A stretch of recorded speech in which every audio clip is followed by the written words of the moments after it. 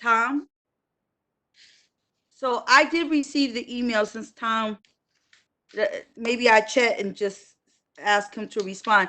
But my understanding is that it should be as is, and then if we find out after July 1 that an organization has unfortunately may not be able to open or has closed, at that time, my understanding is that previous council meetings, what they have done was split whatever the amount of money with to agencies who was already awarded. They split it. They have a percentage that they do to the other organization. That was my understanding. That was done at previous council Yeah, meetings. yeah. Sorry, Chair. So yeah, that is correct. However, Okay. I'm not in agreement with that. I think that that we should, before a decision is made, I would like to, if we get to that point, I would like to see a meeting with the councilors, with the committee before any action is taken. Okay.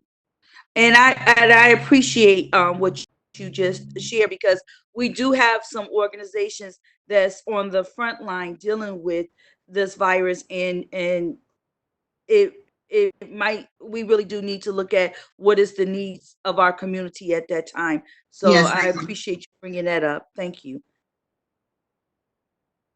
And did anyone else have anything to say?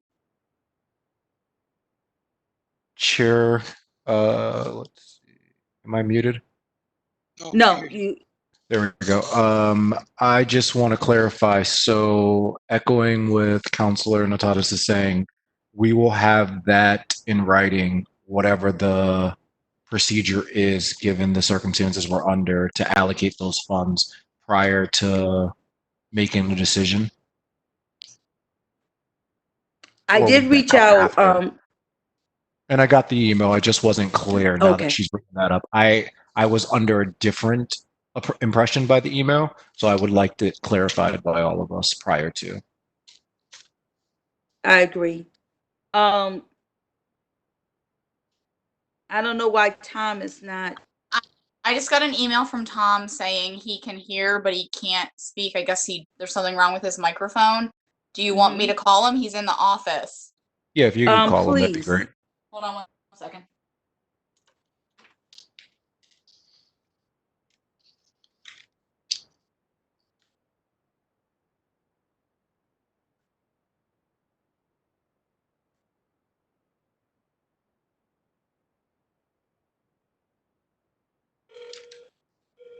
Hello. Hey, it's Jenny. Let me see if they can hear you. Can you guys hear him if he speaks like this? Hi, can you guys hear me? Yes. Yep. All right. Sorry about the audio technical difficulties. I think tonight was going to be the public comment where the applicants had a chance to either thank you for the allocations that were advertised in the paper. So everything that had been done at the last meeting was advertised, and so they were all aware of this. I'd say all these applicants know the plan and the program, and chose not to address the council tonight. And that otherwise you would have gotten emails from had desperate need to make changes or request for more money or something. So I think that you can make any kind of adjustments you feel appropriate or not.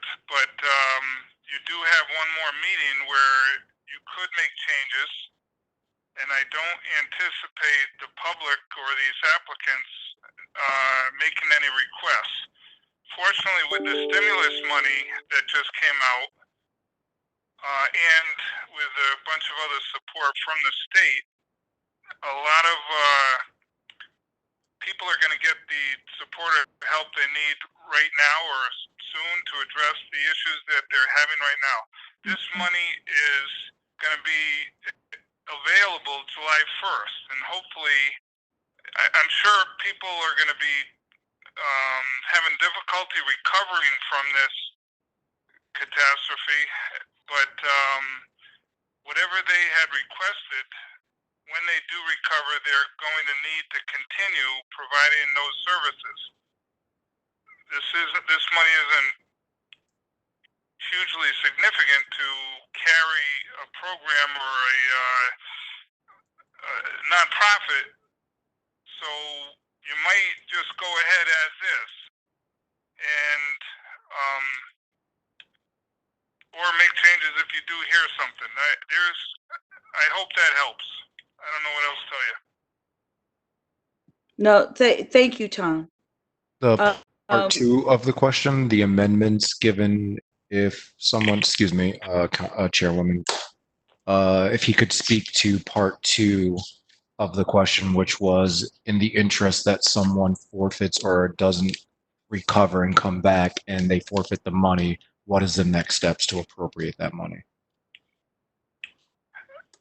That money will get rolled into the next year's allocation. That is exactly what the program income and leftover funding is that we add to the annual allocation. So that will be leftover money. And it won't be, you could have a mid-year reallocation. If there was a significant amount of money available, the council could, go through the public participation process and reallocate money in the middle of the year or at any time during the year, just like you did when we had the windfall from the Parcel J revenue, and just like we're going to do very soon with the stimulus money that we're receiving from the government. Okay, that was a good question, Councilman Goodwin. Thank you. Did anyone else have any more questions for Tom?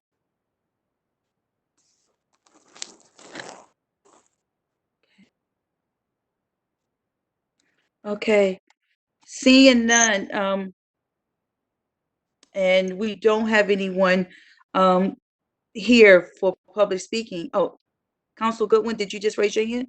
Nope, I was just waiting for you to signal that good next moment. So I would like to take a motion to adjourn the meeting. Yes, Chairwoman, I make a motion to adjourn tonight's meeting. Second. Okay, meeting adjourned.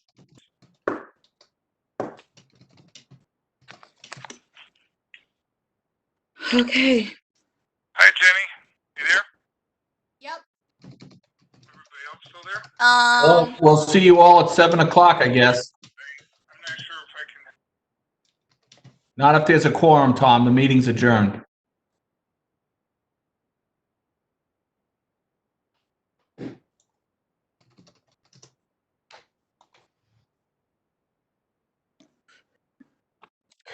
So there, are we good?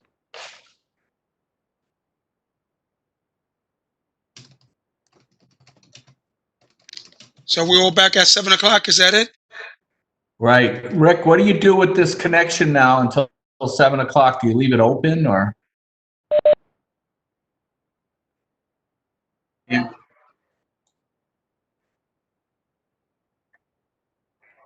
Got it. Got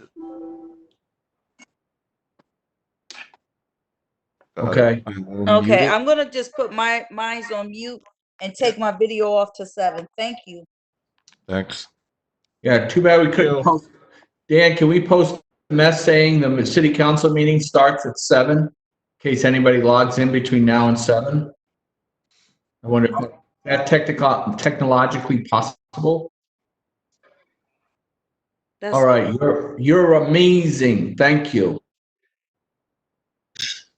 Dan, hey, I was going to ask you a question. This is Dominguez. When it comes to public comment, we're going to mute. We're going to be able to mute, right? The people, and how is that going to be? How is that going to be managed? Because I just want to know when I have to. Yeah.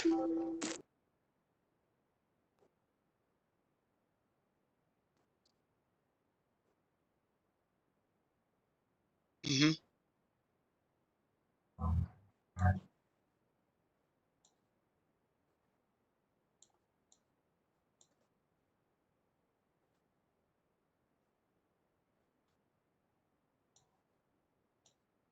Dan, I don't think that's a good idea. That ain't gonna work. But Jenny, did we decide that we were just gonna accept written public comment? Jeff said that's all we had to do, so I left that note on the agenda. Okay. And Yep. so far, nobody has emailed me anything for tonight, but I'll keep checking.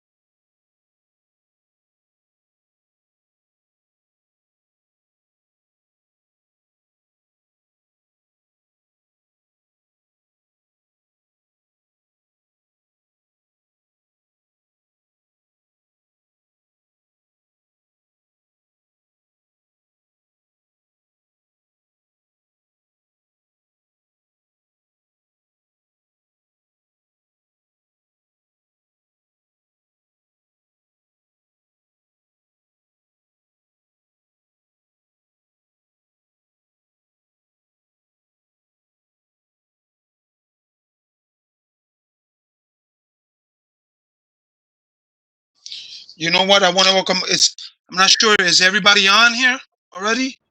All the councilors? My video feed is not working for some reason, but right. Rihanna Dice is present. So what I'll do is this. I'm going to begin the. Rihanna, you're on there again. Your video's working. Yeah, we can see you. Yep. Okay, thank you. So guys, what I'm going to do is I'm going to begin the meeting right now, and I'm going to ask the city clerk to make the roll call for tonight's meeting, April 6th. City council meeting begins right now after the roll call at 7:02. President Dominguez, President Dominguez is here. President Pro Temp Nartatez, Present. Councilor Booker, Councilor Goodwin, Present. Councilor Sadai, Here. Councilor Dice, Here. 6 present. Okay, thank you very much. At this time, we Pardon are me, going to. Yeah, I'm sorry. Mr. President, the clerk did not call my name. Oh, it's Councilor Oh. Burke. I'm sorry. No I'm worries. Thank you, Councilor Burke. I just assumed that anyway. I thought he did. I saw your I see face. you. Yeah, I saw your face. But Councilor Burke is present. Thank you. So 6 present, was that correct? 6 present, correct. 6 present, okay. And All right, Booker. so- and Yeah. oh yes, and go ahead, sir. You have Booker. Okay. I called your name, Councilor Booker. I'm sorry we didn't hear you. So there's 7 present. Okay. Thank All you. right. Okay, with that being said, welcome Councilor Booker and also Councilor Burke, who were there present already. Okay, so let's begin with the prayer. Right? Eternal God, I pray you give us the wisdom to make the right decisions as leaders of the city of New London. Also, during this pandemic, I know you will continue to safeguard all our residents, especially our first responders. Your word says that there is no weapon formed against us that shall prosper. Therefore, I decree your sovereign protection over every person in New London. In the name of Christ, amen. Amen. At this time, I'm going to lead us in the pledge. I pledge allegiance to the To flag the flag of the of the United United States States of America, To the republic for which it stands, States, one nation, one nation, Under under God, God, indivisible, with liberty and Justice justice for all. for all. Prometo lealtad God, a la bandera de los Estados Unidos, a la república que representa una nación nación, ante Dios Dios, indivisible, con libertad libertad, y justicia prosperidad, para todos. todo. Okay, thank you. At this time, I am just going to read a statement here quickly. Due to the ongoing national and state public health emergency caused by the global coronavirus pandemic, the City of New London public meetings will be held virtually. Meeting agendas can be found at the New London government website, and an audio recording of this meeting will be posted on the city website within 7 days of the meeting. Also, there's actually not a requirement that the public speak or participate somehow. The only requirement is that the public has the ability to view or listen to the meeting proceedings in real time. And if they want to present something to the council in comments, they will have to submit it 24 hours before the meeting. That's the public's written documents also get posted with all the other backup material before the meeting. This is true whether or not we have a home base at the city hall or whether we're doing it virtually like we are tonight, and I've used for other meetings prior to that. For comments, you can write to submit your comments to Jenny Starts, who is our secretary, administrator, secretary for the council. Her email is jstarts@newlondonct.org. Okay. One more announcement. Just to members of the council, very important. Members of the council must state who they are before they start talking. And you must state who you are every single time you speak after someone else has just spoken. That way, everyone listening knows each and every time who is speaking. All right. So again, make sure that you state your name, the counselor, and then you can go ahead and whether you have a motion or a comment, but always make sure that you always state your name before you speak. Okay. All right. With that said, I'm going to go into public hearings. There were no public hearings. Minutes of the previous meetings. Council President, John Sadi, I would like to make a motion to approve the minutes of the special meeting dated March 11, 2020. This is President Dominguez. There has been a motion made by Councilor Sadi to approve the minutes for the meeting of March 11th. This is Is there a Rihanna. second? This is Counselor Dice, second in the motion. Thank you To to Councilor accept the Dice. It's minutes. been seconded. Yep. It's been seconded. Okay, now let's go to vote. All those in favor, say aye. Point of order, Council President. Oh, I'm sorry. Yes, I discussion. think the request needs to be for discussion first. Yes, yes. A discussion first, please. Anyone for discussion? Please state your name. Okay. Hearing none. Now I'm going to proceed with the vote. All those in favor to approve these meetings, these minutes for March 11 council meeting. All those in favor say aye. Aye. Aye. Okay, all those opposed say nay. Okay, the motion carries. Council President Okay. John Sadi would like to make a motion to approve the minutes of the public hearing of March 11, 2020 that was held at the Martin Center. Thank you. Councilor Sadi has motioned to approve those minutes for the public hearing on March 11th. Is there a second? This is Councilor James Burke, and I will second to the motion on the floor. Thank you. It's been seconded by Councilor Burke. Okay, any discussion?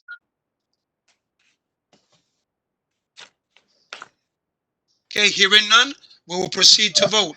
All those in favor say aye. Aye. All those opposed say nay. Okay, the motion carries. Now I need another for the regular meeting on March 16th.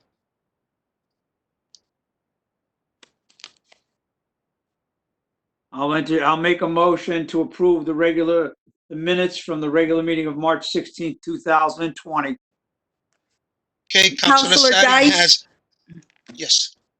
Councilor Sadi has made the motion to approve the meetings for the regular meeting of March 16, 2020. And do I hear a second? Counselor Rihanna Dice, I second the motion to approve the regular meeting on March 16, 2020.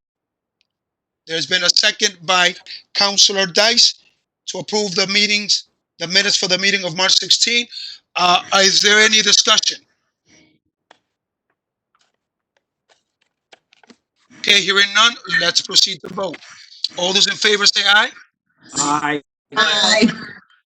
Okay, and all those opposed say nay. All right, the motion carries. Okay, public comment.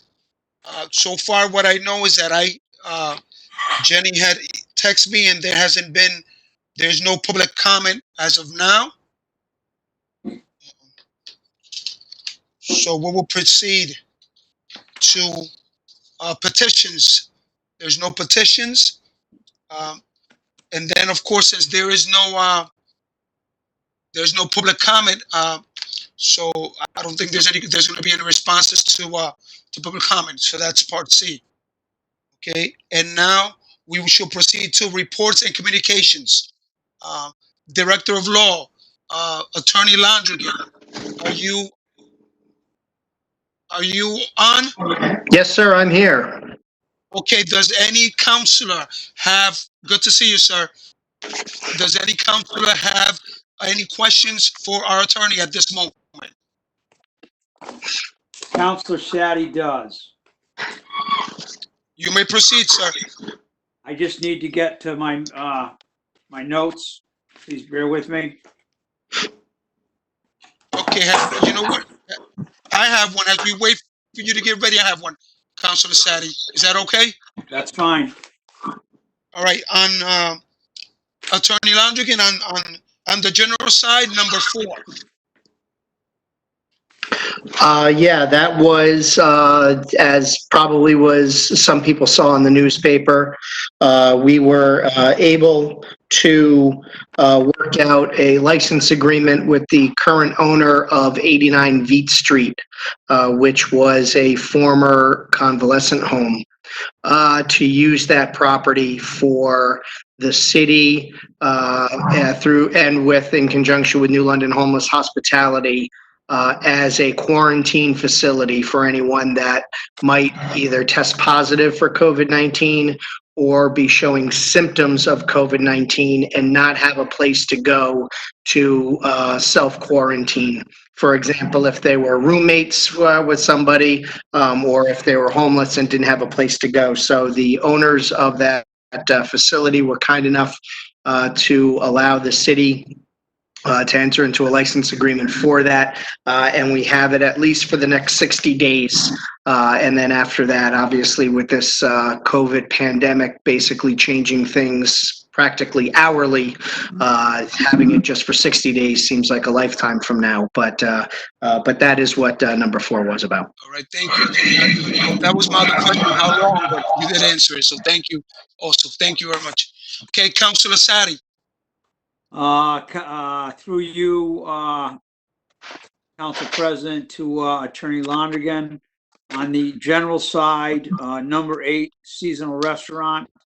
I'm assuming that is the restaurant that is going to be down at the pier, and I'm just wondering if you could update us on that. Yeah, that's the one that's going to be down on the Custom House Pier. And actually, this afternoon, I received an email with some comments back from the National Parks Department. But I haven't had a chance to see exactly what their comments are. But in verbal conversations with representatives up there, they were favorable towards this endeavor. And so we got them up the proposed license agreement. The one that the council approved last fall, we needed to modify a little bit per some of the direction from NPS. So we did that. They're giving it a review, and it's gotten back to me. And hopefully their changes are not anything that we can't overcome. So hopefully in the next meeting or so, we'll be bringing you a revised license agreement for your approval. But all other approvals are in place from State Historic Preservation Office, from DEEP, from Army Corps of Engineers, and also from the FAA, because we're within a certain radius of Groton New London Airport. And then on the litigation side, just wondering what the acronym NLMS versus ZBA. I understand the ZBA would be Zoning Board of Appeals. What is NLMS? That is the New London Maritime Society. Oh, okay. Thank you. And that's the one with, that's the one about Pequot Light. Right. I have no further questions. Thank you very much. Okay. You're welcome. Thank you, Councilor Sadi. Is there any other councilor that wishes to ask Attorney Landrigan a question at this moment?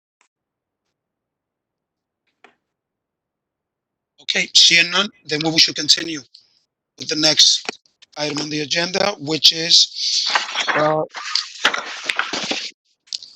Council Committee reports. Councilor Dice. This is Councilor Dice. On April the 6th at 5:30 p.m., we had a virtual meeting of the Public Welfare Committee meeting. This was our second meeting where agencies had the opportunity to submit letters and to advocate for the funding that we would like to allocate to them July 1.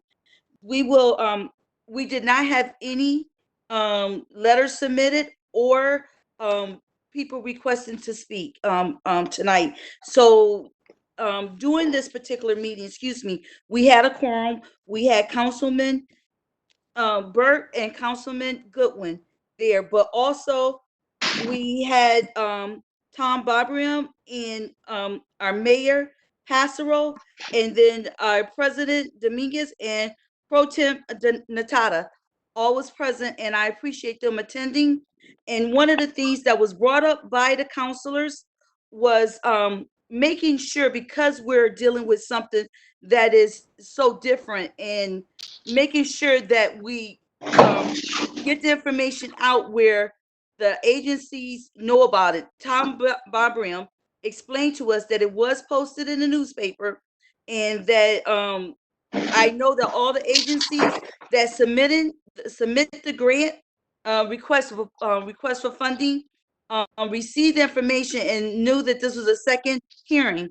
But because of everything that's going on in our community, it was brought up that we need to be a little bit more flexible.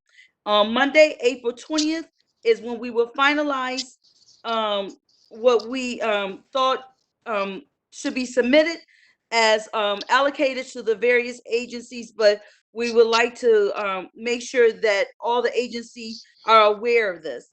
And I just want to, and that's it that we had at our committee meeting. Thank you, President Dominguez. Okay, thank you, Councilor Dice, for that report.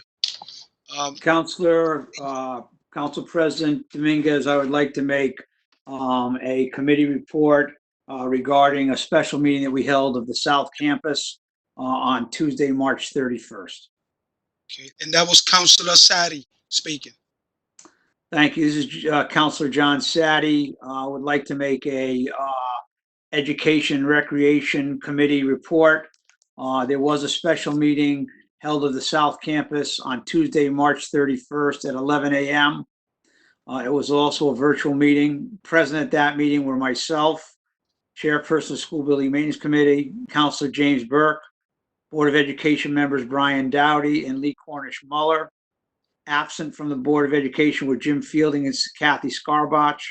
Also present were Vern Scow of the Fire Department, Kirk Krippus of the Building Department, Brian Sear, Chief of Public Works, Kendrick Hansen, who is a citizen familiar with green buildings, Martha Beduccio, who is also a citizen member on the committee, and Kate McCoy, who is an assistant superintendent, New London Public Schools, representing the New London Public Schools.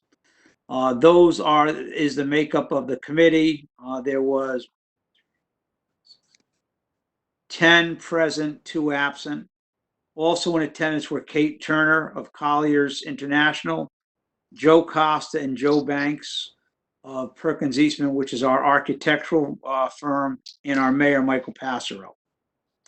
The reason for the meeting was to discuss how we go about utilizing grant money so that we could investigate and hopefully participate in demolition and rebuilding of the school, the Board of Education building, which is next to and somewhat attached to the Benny Dover Jackson Middle.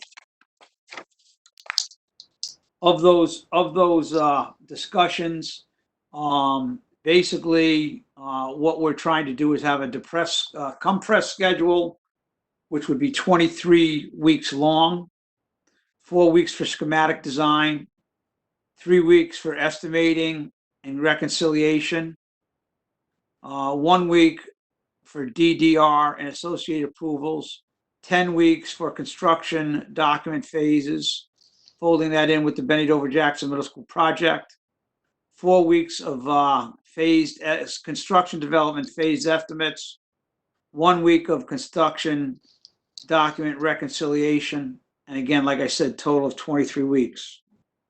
The proposed fee by Perkins Eastman at our meeting was $553,000. I just want to point out that that's about $20,000 different than what we see in our packet this evening. And so I will ask later on, when we get to that item on the agenda, why the difference.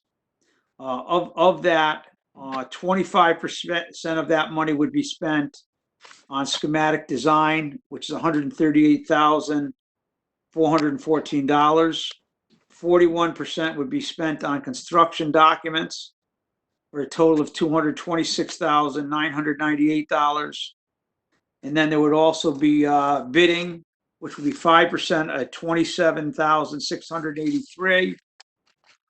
Construction administration, which would be 28% of $155,023. And then project closeout, 1% would be $5,000. Total would be $553,654. Also, if we want, we can also spend an additional $20,000 optional fire pump design. And I believe that's why the figure we see in today's agenda would be $573,000. Now, at that point in time in the meeting, we were also given from Colliers a draft of what we're talking about. The new Board of Education building would be 8,300 square feet. The present building, existing BOE building, which would be demolished under this proposal, is 28,000, consists of 4 floors. Bottom floor is the basement used for storage. First and second floors are used for meeting rooms and central office offices, as well as our computer system. And basically, the new building construction is outlined in this draft, and I apologize if it has not gotten to everybody. Also, part of the budget is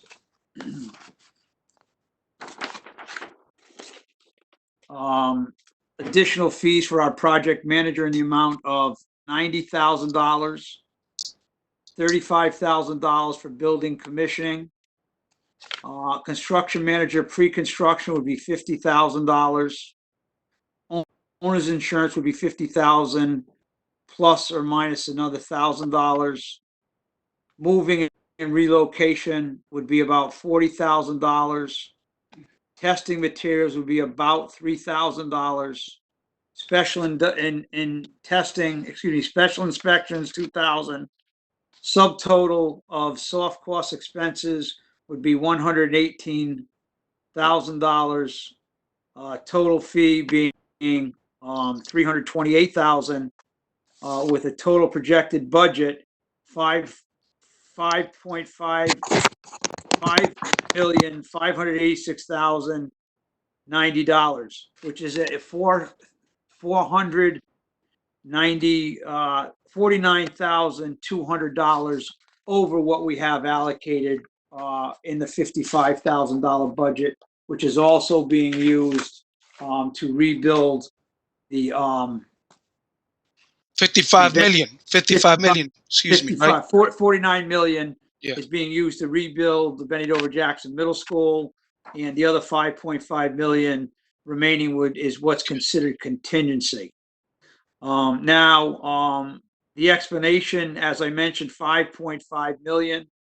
5 million would be directly assigned to construction, with the remaining 500,000 being allotted to soft costs. Actually, that figure is more like 600,000 if you look at the 573 for construction management, for architectural fees, $90,000 for the owner's rep, and $50,000 for a construction manager. Total building construction would consist of demolition of about 1.2 million. New construction would be about 2.7 million, and about 300,000 would be allocated to relocate the fire pump that is in the present Board of Education building, and also the MDF, which is your district-wide computer system. Mm. Site work is budgeted about $400,000, but that is just a guess. They expect the site work to be somewhat less. They have also budgeted $100,000 for FF&E, which is basically furniture. Although there's a strong probability that that money will not have to be used, that the district may just reuse what they have. Along with the fees I talked about, Langen would be looking for about $35,000 for hazmat. I mentioned earlier, Colliers is looking for $90,000, which would be $15,000 per month for an additional 6 months of work. Building commissioning would be $35,000. Pre-construction, construction manager would be $50,000. The moving would be $40,000. Owner's contingency would be dropped down to $150,000. Basically, that's what I have regarding information that was supplied to the meeting. There was backup, and that included a grant commitment notification that was dated October 31st, 2017. And that is from Commissioner Melody Cully of the Department of Administrative Services, authorizing us to move forward with the New London High School South Campus rehabilitation and renovation, as mentioned in the resolution made by the City Council back on June 26, 2014. And I am not going to go through the whole document, but if you bear with me, I will read the pertinent information. Be it resolved, the City Council of the City of New London takes the following action, authorizing the Board of Education to apply for and accept a school building grant for the Benny Dover Jackson Middle School 6 through 12 World Language Academy. City Council authorized the New London Board of Education to file for and accept a grant from the Office of School Development, State Department of Education for the Benny Dover Jackson Middle School 6 through 12 World Language Academy, that the existing school building and maintenance committee be the hereby established as a building committee for the Benny Dover Jackson Middle School 6 through 12 World Language Academy. The Board of Education and School Building Maintenance Committee are hereby authorized to prepare schematic drawings and outline specifications for the proposed project at the Benny Dover Jackson Middle School 6 through 12.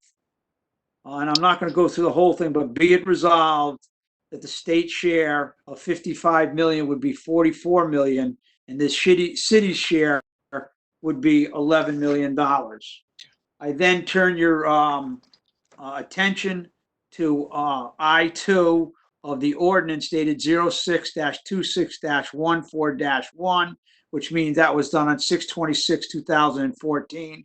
I'm going to skip the ordinance appropriating $110,000 for the North Campus, which is New London High School, and we'll once again talk about what the special meeting was about. $55 million for the purpose of evaluating, planning, designing, repairing, renovating, modifying, improving, equipping, installing solar panels, and construction to the city's Benny Dover Jackson Middle School into a dual magnet middle school and high school, including facilities for core subjects and activities, and authoring the issuance of a $55 million bond of the city.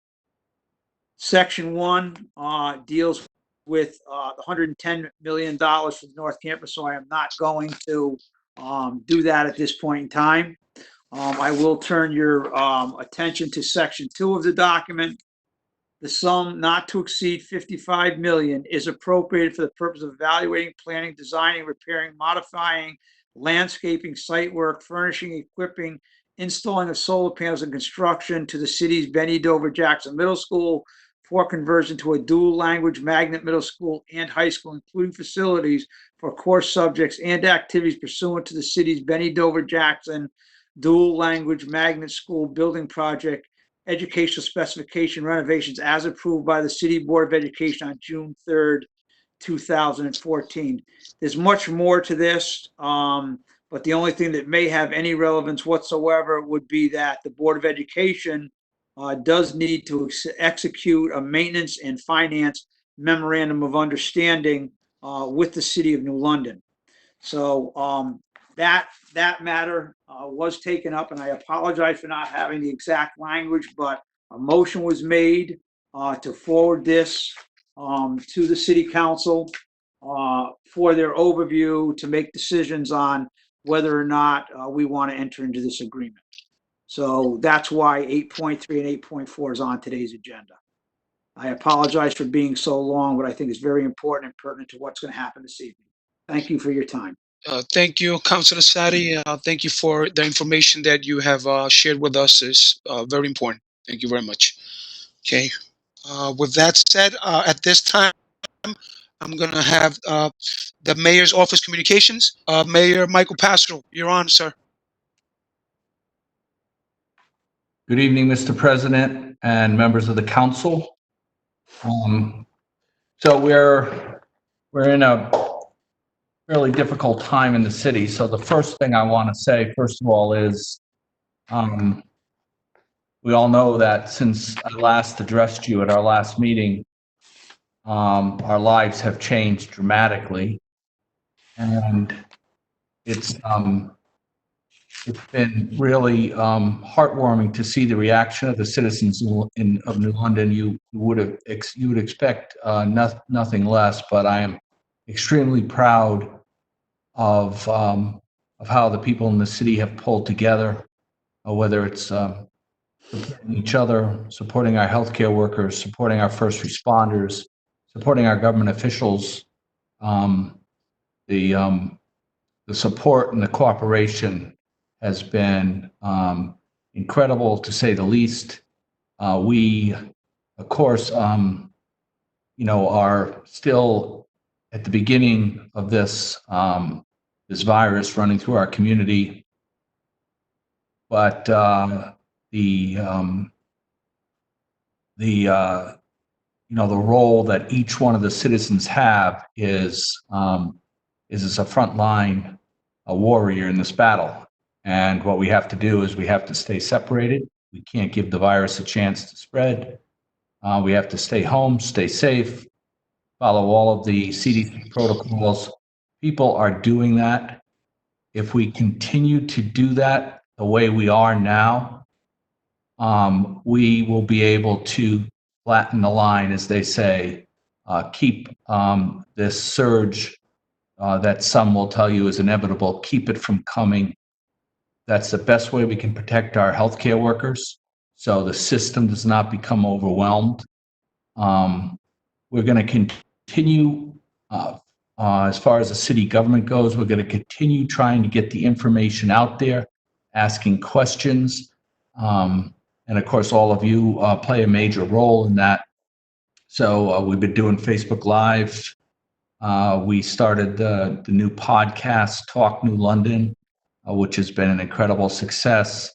We're looking at planning a town hall meeting, a virtual town hall meeting, to give people a chance to, to actually ask questions and interact.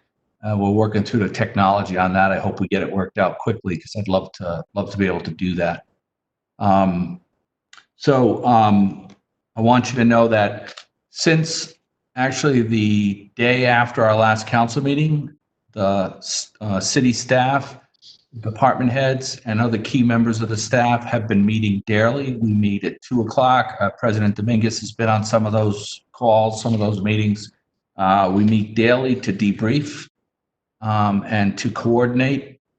I have to emphasize that apart from dealing with the pandemic and all of the myriad of issues that come out of that, we're also running the city and maintaining the services. So those efforts are going on in tandem. I have periodic meetings with the president of Conn College and the superintendent of the Coast Guard Academy. Those are happening about once a week, coordinating with them, very important partners. I've also been in contact periodically with the president of Mitchell College. Now, these three institutions have stepped up in a big way. Just for instance, Conn College outfitted the vacant nursing home when we were getting that up and running a week ago, providing the beds and some furniture. The Admiral and his staff are coordinating our food outreach. Both of the institutions are helping us to have backup plans for the professional meal preparation that's occurring at the school, in the school system, to feed over 4,500 children in our community. That effort is enormous, and I'm very proud of them for that.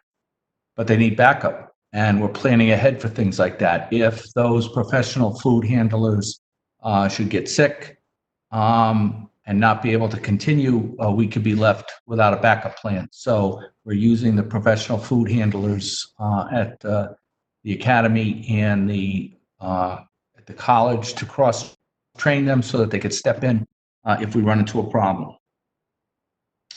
The hospital was on a conference call with probably a dozen or more people from the hospital, Ledge Light, our city's emergency services, to make sure that we're communicating properly, coordinating properly.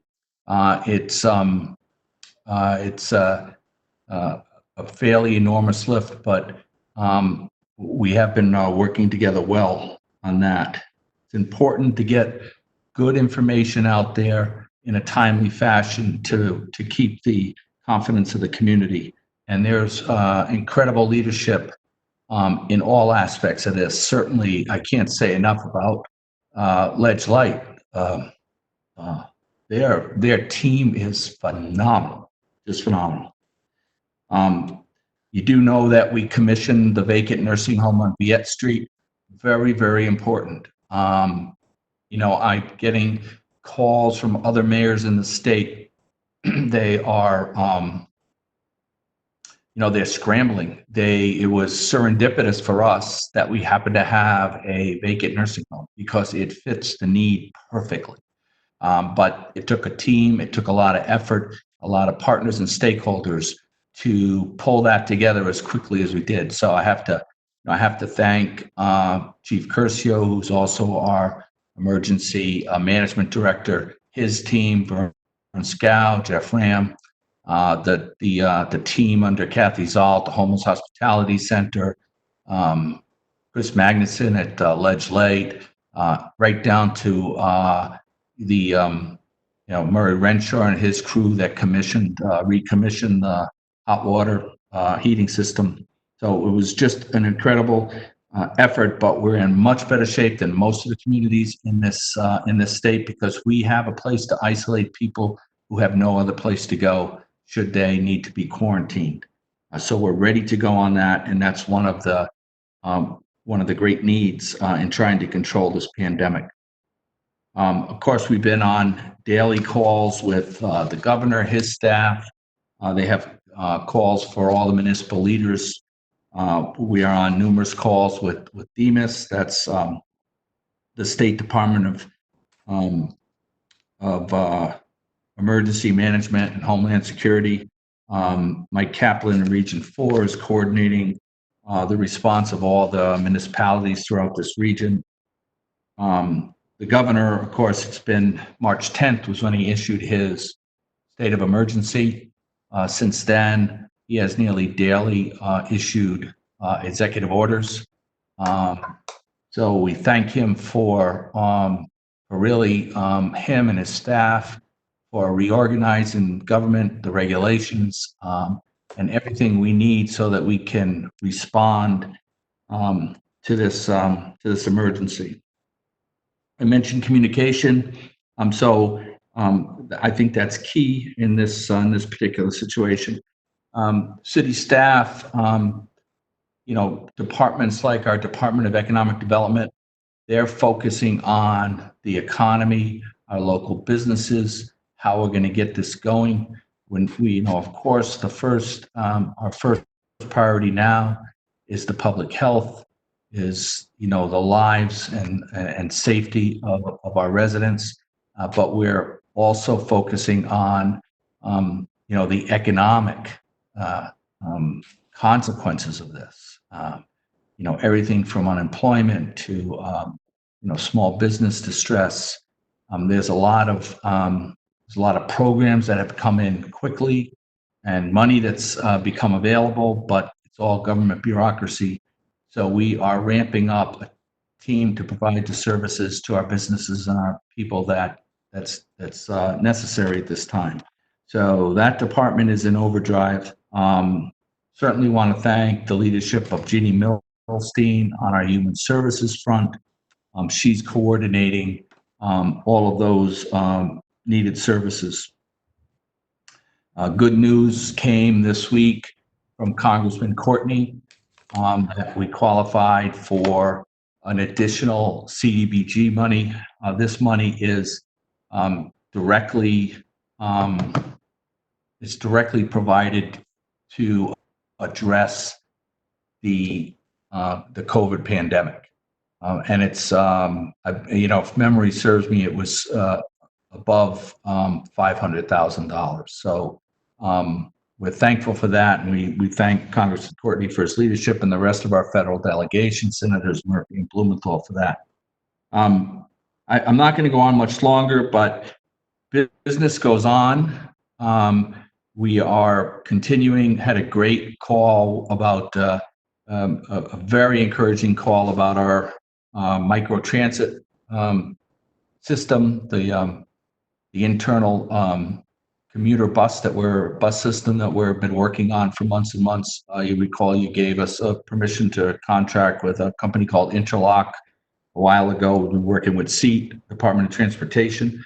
Our goal is still July 1st to roll that out. Hopefully by then we're all allowed to be around each other. If not, we'll adjust as circumstances require. Still have major developments and developers in the city that are moving forward with their projects. We're meeting with them regularly.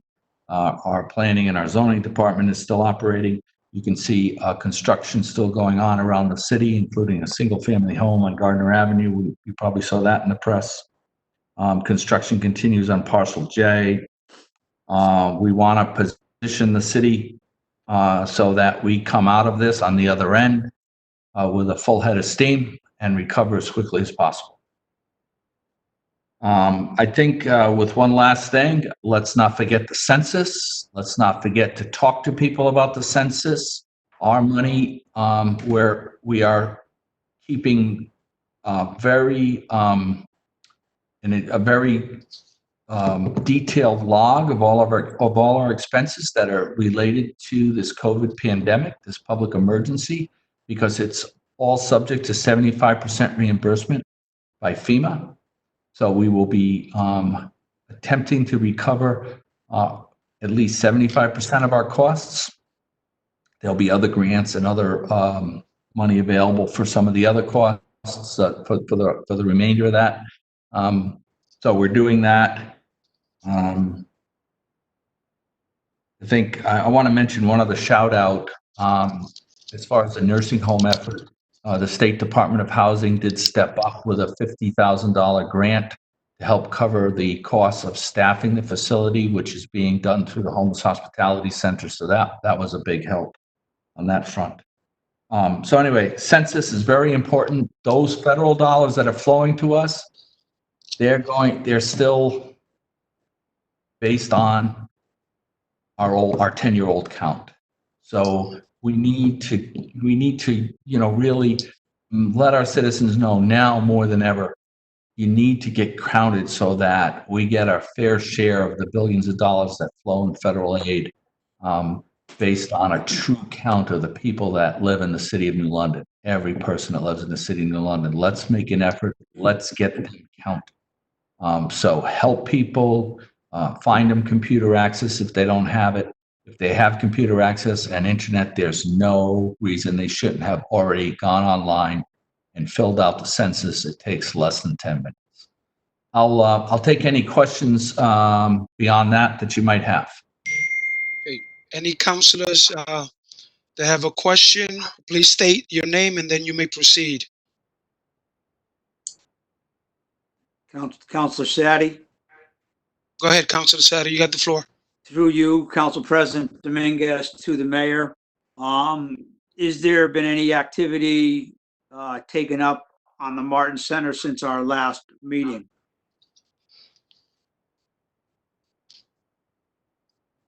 In what regard?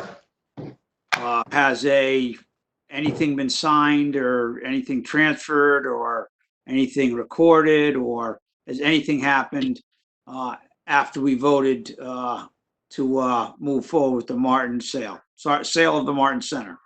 Yeah, no, that, the closing on that property is still many, many weeks away. I believe the closing date is going to be somewhere in August, the actual closing of that project. The other question would be in reference to a letter we are going to receive for the letter today from the Community Foundation regarding the Jane Whedon Fund. Is it my understanding that that fund is to be used for senior citizens only? Yes, that's a trust fund that was established by Miss Wheaton with that funds basically whatever activities the senior center decides to use it on to benefit seniors. About I would say 6 years ago, maybe 5 years ago, we took the money and placed it with the Community Foundation so that it would be subject to better growth, the endowment growth, than the city was legally allowed to provide it. So we set up an actual trust for that money. It was more or less an informal gift to the senior center. It actually could have been spent the first year or the second year. There was very little restrictions or very little, very little restrictions on the use of the money, except that it was to be decided by the seniors through the senior center. Well, having reviewed the backup information, I agree to the Community Foundation of Southeastern Connecticut seems to be managing the fund very well. It seems as though there was a great increase in income. So I'm glad to hear that. Thank you very much for your time. Okay, thank you, Councilor Sadi. Any other councilor? Okay, Mayor Pastor, I do have a question. This is President Dominguez. My question. I think James Oh, might have. And I have a sorry. question. So, I could tell by the look on his face. Okay, but Disappeared. who was that? Who has a question? I do, whenever you're ready, Mr. President. Okay, and Booker too, So- Mr. President. Okay, so this is what I'm going to do. Councilor Burke, you go ahead, and then Councilor Booker Jr., then you go after he goes, all right? But remember, state your name before you speak. Go ahead. This is James Burke, Councilor James Burke. Thank you, Mr. President. Through you to Mayor Passero. Mayor, thank you so much for your update on everything that's going on with, the COVID-19 situation in the city. You mentioned, all the great partnerships from Ledge Light to all the colleges in town. I wondered if you could speak to, I've had a few constituents reach out, concerned employees of Electric Boat. I know there's been a lot in the paper regarding their preparedness and measures. I wonder if you've had any conversations with Electric Boat. I have not. We have been engaged with Electric Boat in one ancillary area, and that is their previous transportation system, which involved employees parking in the Water Street parking garage and being transported on buses down to the plant at Fort Trumbull. So this was probably in the last 2 weeks. They suspended that operation in order to, to better comply with social distancing protocols. And our parking authority, through Director Red, worked with them. They modified their shifts at the plant in New London so that they could have less people in the building at one time and accommodate more cars in the neighborhood. So we worked with them to accommodate the ability of people to provide their own transportation directly to the plant, park in that neighborhood. And then you'll see the different shifts in the traffic patterns have changed when the shifts are changing there. So that has been our only involvement is with the New London plant. And accommodating their change in shifts and their need for parking in the localized area. Okay, thank you. I hope that answers your question. You all set, Councilor Burke? All set. Thank you, Mr. President. All right. Councilor Booker Jr., you have the floor. Thank you, Mr. President. Through you, Welcome. President Dominguez, to the mayor. I just have a few questions. One of the first questions I have is, you mentioned a virtual town hall meeting. How are we planning on marketing the virtual town hall meeting and the podcast to residents who do not have access to computers? And what are they going to be broadcast on so that our residents have access? Generally, all of our meetings provide the teleconference link on the website, but also phone call-in options. So any of our meetings, you're able to call the conference call number and access the meeting that way. Okay. All right. And another question I had was dealing with the food outreach.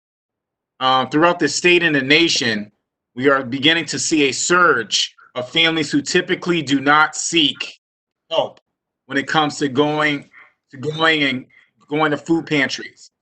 How are we planning to handle the increase with the demand of food in our city?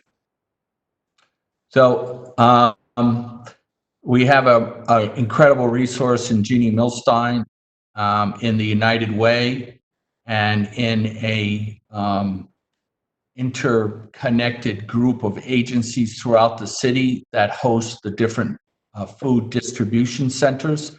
We were on a phone call this morning, organized by Director Milstein, to make sure that we're coordinating that effort well, and making sure that everybody's needs are satisfied. It got down to details like getting people signed up for food stamps that qualify but haven't signed up because of what you say. They have not in the past had to step forward to access any of these programs.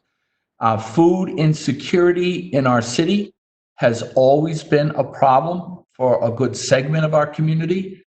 We are blessed that we had a network in place to deal with food insecurity.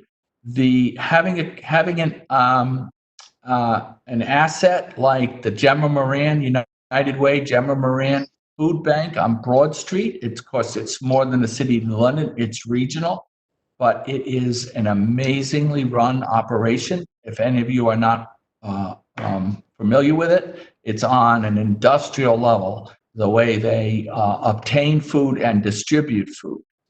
You might have heard that there was one element of that food distribution system that had to be stopped because of the pandemic, and that was the mobile trailer that was going around, which is an incredible operation just in itself. But it turned out it was very, very volunteer intensive. If you ever went on the last Wednesday of the month at Jennings School, where we distributed food from the mobile trailer, you would see that it was really a volunteer intensive effort. It took probably, I'm just going to guess, 30, 40, 50 volunteers. We got them mostly institutional. It'd usually be a group from one of the casinos, or a group from the hospital, or a group from one of the schools. That's how we got the number of volunteers each month to do the New London distribution. That trailer would go around the region on different days and distribute food.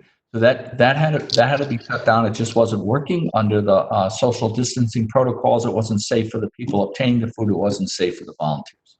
But that was just a small piece of the food delivery system that the United Way has set up. And on the phone call today, I learned that they had a number of other organizations that were stepping up to set up food distribution outlets. And I haven't checked myself, but I believe we put it on the Facebook page. We'll try to get it on the website because it's there longer. It's hard to find things in a Facebook feed after a while, but we posted the list of the food distribution sites, dates, times. The one people are most familiar with is the one at OIC because it's been there the longest. Probably been there for 25 or 30 years. I'm just guessing. I mean, at least, my father and my uncle volunteered there for years. So been there a long time distributing food. So we have a very established network to deal with food insecurity. And that network is ramping up to deal with the explosion unfortunately, of the need for food in the community right now. Thank you very much. Last question I have is, many small business owners throughout the state have complained that they are having difficulty accessing small business applications online for their loans. What are we planning on doing to help our small businesses navigate the application process while practicing social distancing so that our small businesses can stay afloat? We've actually been, Felix Reyes, our director of development, has been working, day and night on those issues. He actually did he did a Facebook Live for us. I think he's done a Talk New London podcast. We are developing outreach programs for the small business community. We're going to be walking through them. We are currently working on a program with the Eastern Connecticut Chamber of Commerce. So I think probably the best way to fill you in on that, it's a very robust program. Believe me, we have spent 4 years trying to build up and strengthen our small business community, and it's heartbreaking. To go from seeing downtown, just for one instance, I know that's the small business community is throughout the city. But of course, we're judged primarily by our downtown, and to see what that was in January and February this year, which is generally our dead of winter slow years, it's just been booming, the nightlife down there, and it's gone from that. From really building on success to just completely cut off. So it's heartbreaking, and we are working very hard so that when we come out on the other side of this, we can try to quickly regain the momentum that we had. Now, look, we've been through cycles in New London before, and we are very, very resilient. And we had a lot, there was no gimmicks to the success over the last 4 years. We made structural changes to try to make this a sustainable economic growth situation in the city. This pandemic swept in overnight. It will end, and we will recover. And we are working very hard to make sure that we do that absolutely as quickly as possible. Thank you, Mayor Passero, and thank you, President Dominguez. Okay, thank you, Councilor Booker Jr. And I'm glad you asked that last question, because that was going to be the question that I wanted to ask in the beginning. So thank you very much. So Mayor, you know what? I wanted to ask something about the census. So eventually they could do it online, all right, and through the mail. But eventually, maybe after the pandemic is over, when is the time that people go to the door, knocking on doors and telling people about the census? Is there a time frame for that? Yes. I don't want to risk answering that for getting it wrong, but I know the timetable that was set for that has undoubtedly been adjusted, because it segues from and if Fiona or anybody knows the answer better than me to this, certainly pipe in. But what I can do is I can get our the Complete Count Committee in New London is chaired by Karen and Nick Fisher. They're doing a tremendous job, and they are the wealth of information. We've got to get them on a Talk New London or Facebook Live. Tried that, but of course they're staying safe, staying at home themselves right now. Still running the census, still running the Complete Count Committee, but we're getting up to speed technologically to communicate. So we'll work on that and get the answers out. But the first phase was going online. Is also a telephone option, and then at some point the census counters go out and actually physically track down the people that we still haven't communicated with. And they're obviously going to have to hold off on that until we can all come out from our self-isolation. So in the meantime, we've got to keep talking it up. We've got to keep people focused on getting online and just getting it done. Yes. Okay, well, thank you, Mayor. Appreciate all the information that you shared with us tonight. I also wanted to just to say something before. I know that I did see Director Reyes make the Facebook Live. It was through the city website. It's still there. It's still on the pages. So if anybody needs to go back to hear the conversation, that'll be great. And I know he had also mentioned to me by phone that they were working on trying to set somebody up to see to work with the applications. But that's in the process. That's coming up. Yeah, absolutely. Yeah, he's on this. He's on this 100%. Perhaps we can, if you want to take time at the next meeting, I can get your reports. I can have my directors make reports on the various responses and their efforts to this pandemic that come under their span of responsibility. So you can hear directly from Jeannie Milstein, from Felix, from our finance director on how we're tracking this. Of course,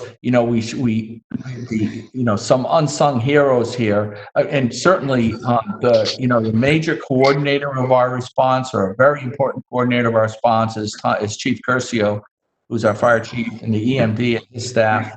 And by the way, they were all down at L&M lined up, greeting the crew.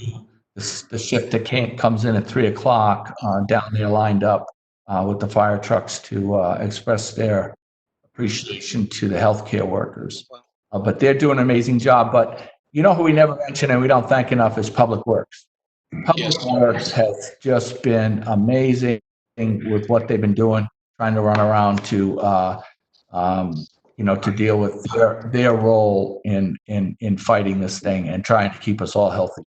And of course, a lot of their jobs don't stop because they can't go home and stay safe. They have to keep coming to work too. So we want to thank really everybody. The whole staff's doing an amazing job. All right, one more time. Does anybody else, any other counselor, have a question for the mayor? Okay, well, with that said, once again, Mayor Pastor, thank you for everything that you're doing, and all your department heads, and giving us all the information. And I know that you're not just working 10 hours; you're probably working 18 hours a day. But really appreciate it, you keeping us informed. And I think that's a good idea about having in the future having the department heads come in and speak about what they're doing during this time of the pandemic that we're going through. Okay. With that said, let's have President Pro Tem Nartates with the consent agenda. Yes, this is President Pro Tem Nartates' consent agenda. That the consent agenda proposal set forth at the regular meeting of April 6, 2020 are either not accepted for the record, 2, referred to committee name, 3, waived from committee to be acted upon as proposed, or 4, consented to as proposed. Second. Okay, all those in favor? Aye. Oh, I'm sorry. Hold on. So now guys, counselors, I'm gonna start reading the items. So if you're gonna pull it, make sure that you state your name first, and then you're pulling item so and so from the consent agenda. So state your name, and then what item you're gonna pull. So we'll begin. 7.0, unfinished business. 7.1 is for the information of council to be received for the record or referred to committee. A, B, C, D, E, letter F, letter G, letter H, letter I, letter J. Okay, 8.8, new business. 8.1. John Sadi, pull. Okay, thank you, Councilor John Sadi pulls 8.1. Thank you. Okay, 8.2. 8.3. John Sadi pulls 8.3 and Okay, thank you, John Sadi. Councilor John Sadi, 8.3. Pulls it. All right, 8.4. Counselor John Sadi pulls 8.4. Okay, thank you, Councilor John Sadi. 8.5. Is that That'll be something the taken- president will pull? Yeah, I'll pull that. That's going to be taken care of in executive session. And then we have 9.0, no appointments, and then 10.8, I'll pull that too for executive session. Okay. All right, President Pro Tem Nartatis. All items have the unanimous support of the city council are hereby adopted with a single roll call vote. The motions are seconded. The chair calls the roll and the chair declares motions to be unanimously voted and adopted. Okay. Council Burke. Aye. Council Booker. Aye. Council Goodwin.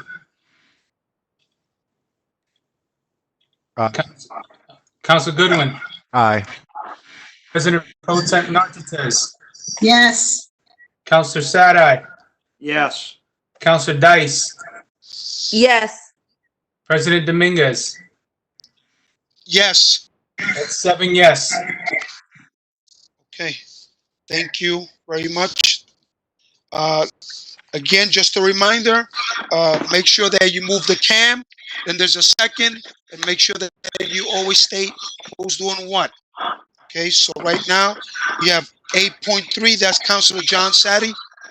I believe the first one pulled was 8.1, Mr. President. Oh, I'm sorry, you're correct. Councilor John Sadi, 8.1. Move to cam.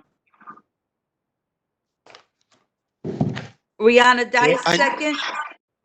Thank you, it's been seconded by Rihanna Dice. City You can Council proceed, hereby Councilor John Sadi. authorize the mayor to apply for funding in the amount of $7,500 under the Connecticut Historic Preservation Grant Program to preserve land records, vital records, and maps from the 1800s, and to sign any other document necessary and incidental to effectuating said grant. So I would turn my attention or the attention of the council to back up item 8.1, page 2. And page 2, the question is there a match required? And the box checked is no. Although I believe that to be inaccurate, I believe that box needs to be changed to yes. I then turn the attention to 8.1, page 3, which is the application, targeted grant FY 2020. And what it talks about is the amount requested in this grant is $7,500. But it also talks about that the grant of $7,500 does require a local match of $500, so that the total funds to be requested and/or used will be $8,000. And that plans to be used, and you will find that, I believe, under 8.4, or possibly in the cover sheet, it will be to purchase Excuse me 1 minute. I believe it's 20 binders. So through you to Attorney Londigan. Attorney Londigan, are you there? I am.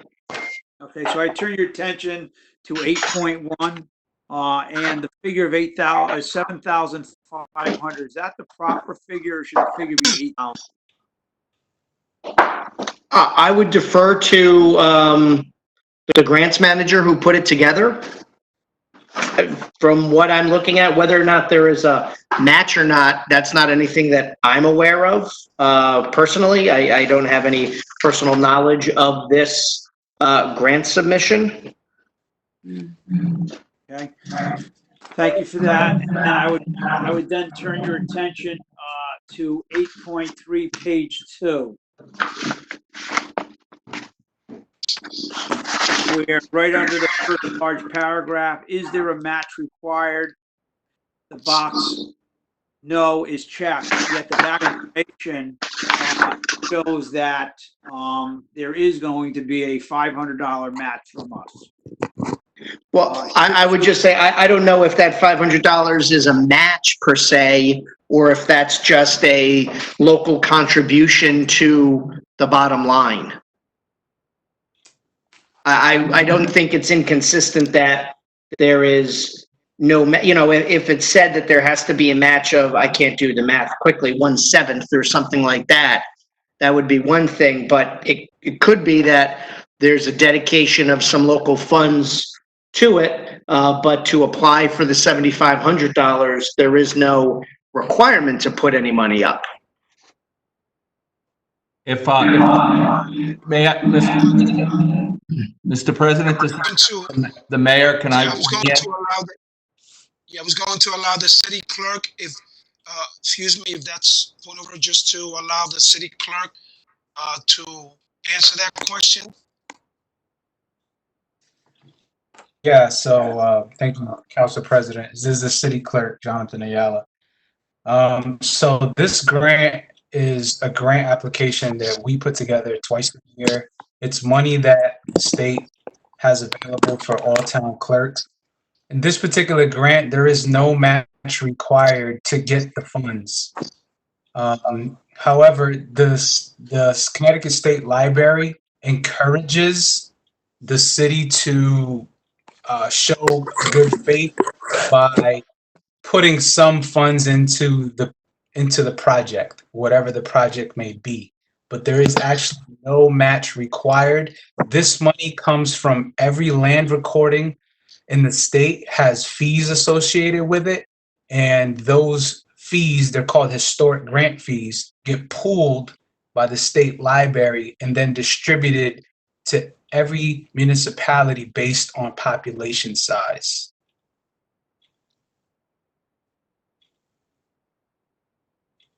Councilor Sadi? Yeah, so I have no further questions, and I do support it, and I appreciate the fact that the state of Connecticut is willing to give us these money so that we can preserve our records. So I believe in saving these records. Is there any further discussion from any other councilor? Okay, seeing none, then we should proceed to vote. This one is a roll. Oh, hold on. No, it's not roll call. Okay, so all those in favor, say aye. Aye. Okay, all those opposed, say nay. Okay, the motion carries. Thank you. All right, next, 8.3, Councilor John Sadi. Move the cam. This is Councilor Burke, and I will second. Okay, it's been seconded by Councilor Burke. City Council approves ordinance number 04-06-20-2, an ordinance amending the city ordinance number dated 06-26-14-1, New London Magnet Middle School Pathway Project to include demolition and construction of the Board of Education offices on site of the Benny Dover Middle School as part of the dual language magnet high school. The ordinance is given its first and second reading in the process of passage by title only. All counselors having copies, and the third reading of subject ordinance is adopted by roll call vote. I plan on voting no to this. I believe that back in 2014, the city council passed an ordinance. That ordinance was then sent to referendum. In a 2-to-1 vote, the residents of this great community voted to spend $55 million to reconstruct the Benny Dover Jackson Middle School. They did not vote to spend any monies to rebuild the Board of Education building. Therefore, I believe that this would be counter to what our citizenry voted on. And I would hope that my other city councilors join me in voting no on this CAM, because again, I do not believe the money allocated by the or for the Benny Dover Jackson Middle School project should be expended on anything but that. Okay, Councilor Sadi. And I think that Yes. I've already, read a lot of stuff into the record during my committee report. So I believe I've spoken enough on this. Thank you. All right, thank you. Any other counselor? Further discussion on this? Questions that you may have? Councilor Goodwin here. Thank you. You have the floor, Councilor Goodwin. Thank you, Mr. President. Through you to the law director, is there any legalities or could you shed some light on any potential discrepancies or speak to us amending the language that was previously voted about 4 or 5 years ago, where the constituents of New London voted in favor of rebuilding, reconstruction, or for the purposes of replacing the school buildings? Was there anything in the language that indicated any of that, including the Board of Ed administration building? Not speaking to any wherewithals or loopholes as far as it being a connecting building, but in the language that was put forth before the voters who originally allocated these funds. I apologize. Obviously, I don't have that historical file at my house where I'm attending this meeting from. But I don't recall there being, legally, I don't see any issues with it. I don't see the historical language that I do remember. There wasn't anything that specifically excluded the central office building, nor was there anything that specifically included it.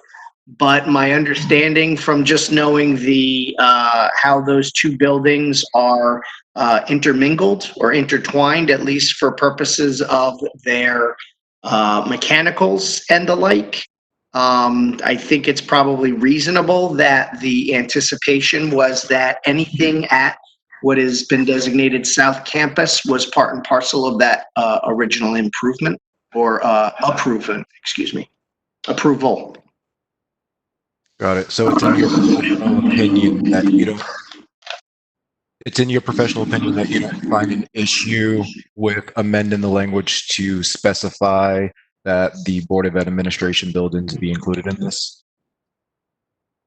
This is, sorry, I should have said who I was. This is Jeffrey Londrigan, and no, I do not.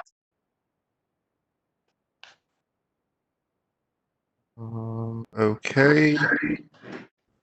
I have no further questions as of now on this aspect because I believe we're doing the CAM separately. Is this correct? So this would not be on the finance side. This would be on the CAM as written, correct?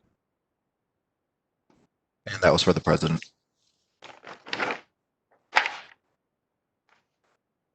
I'll answer that. This is John Sadi. You are correct, Mr. Good. Thank you. I am sorry. Yeah. Sorry, Councilor Goodwin. I had my mic on mute, but you are correct on that as stated. Thank you, Councilor Sadi. I do have one last question. I do have a question because I do have some concern with this. It's, in my opinion, I do think there is a fine line that we are crossing and tiptoeing on, because I honestly believe that the voters, when they were originally presented with this plan, which has changed quite significantly over the years, they were under the impression that we were building new schools. Unfortunately, for whatever reason, we were over budget and we did not build such schools. We are very, very close, if not beyond close, to actually breaking ground and building these state-of-the-art schools.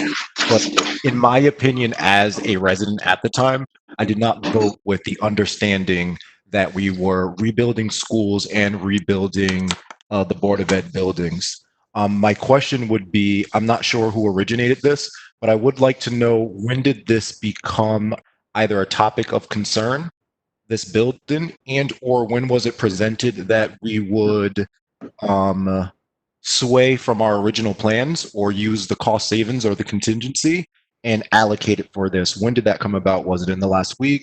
Was it in the last 2 months? And further, my question alludes to an issue concerning, is this plan actually been vetted thoroughly? Thus preventing more problems in terms of cost of scope, reallocation of the space, and all those different things. Is there an actual concrete plan for this building? And when did this come about as far as establishing this plan? Councilor Goodwin, who would you like to address that question to? Unfortunately, I don't know who presented this ordinance, as in spearheaded it, so I will start with either the law director or the mayor. Okay. So, Through you, Mr. President, to the law director, if you could speak to that, sir. Yeah, I mean, at the time that this was presented to the council, it was the prior administration who was spearheading this endeavor at that time. So I don't recall the specifics. I wasn't privy to all of the various meetings that went into the development of this bond proposal that ultimately wound up at the council's agenda.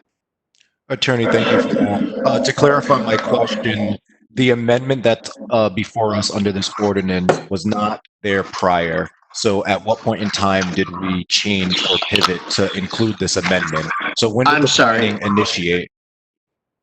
I'm sorry. Yeah, I'm sorry. As far as the original question, again, I don't know. I don't normally regularly attend the school maintenance and building committee meetings. I'm guessing that it probably came up at some point in time during their regular agenda items in looking at moving this project forward. Thank you, sir. Through you, Council President, to the mayor. Mr. Mayor, could you enlighten us on the question that's before us now, and or I can reiterate it if necessary?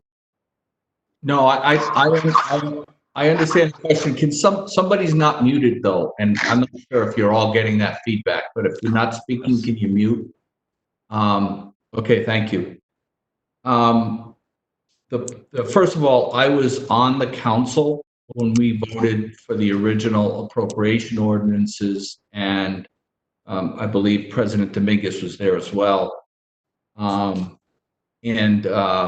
approved this dream of building an all-magnet school district, which we are now well underway, embarked in. And the school construction projects that we approved at that time have changed greatly along this tortured path that's now going on 6 years, if not 7.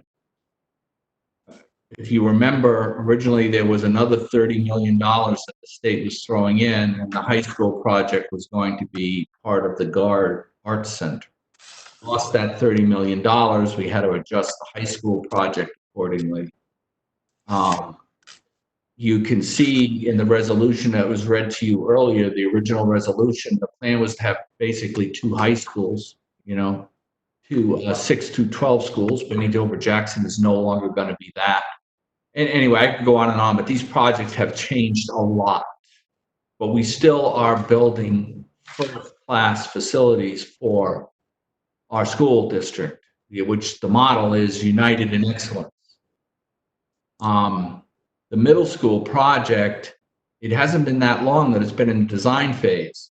But at the beginning of the design phase, and Councilor Sadi will also recall the meeting when I early on raised the question of what are we doing with the old wing that houses the Board of Ed office.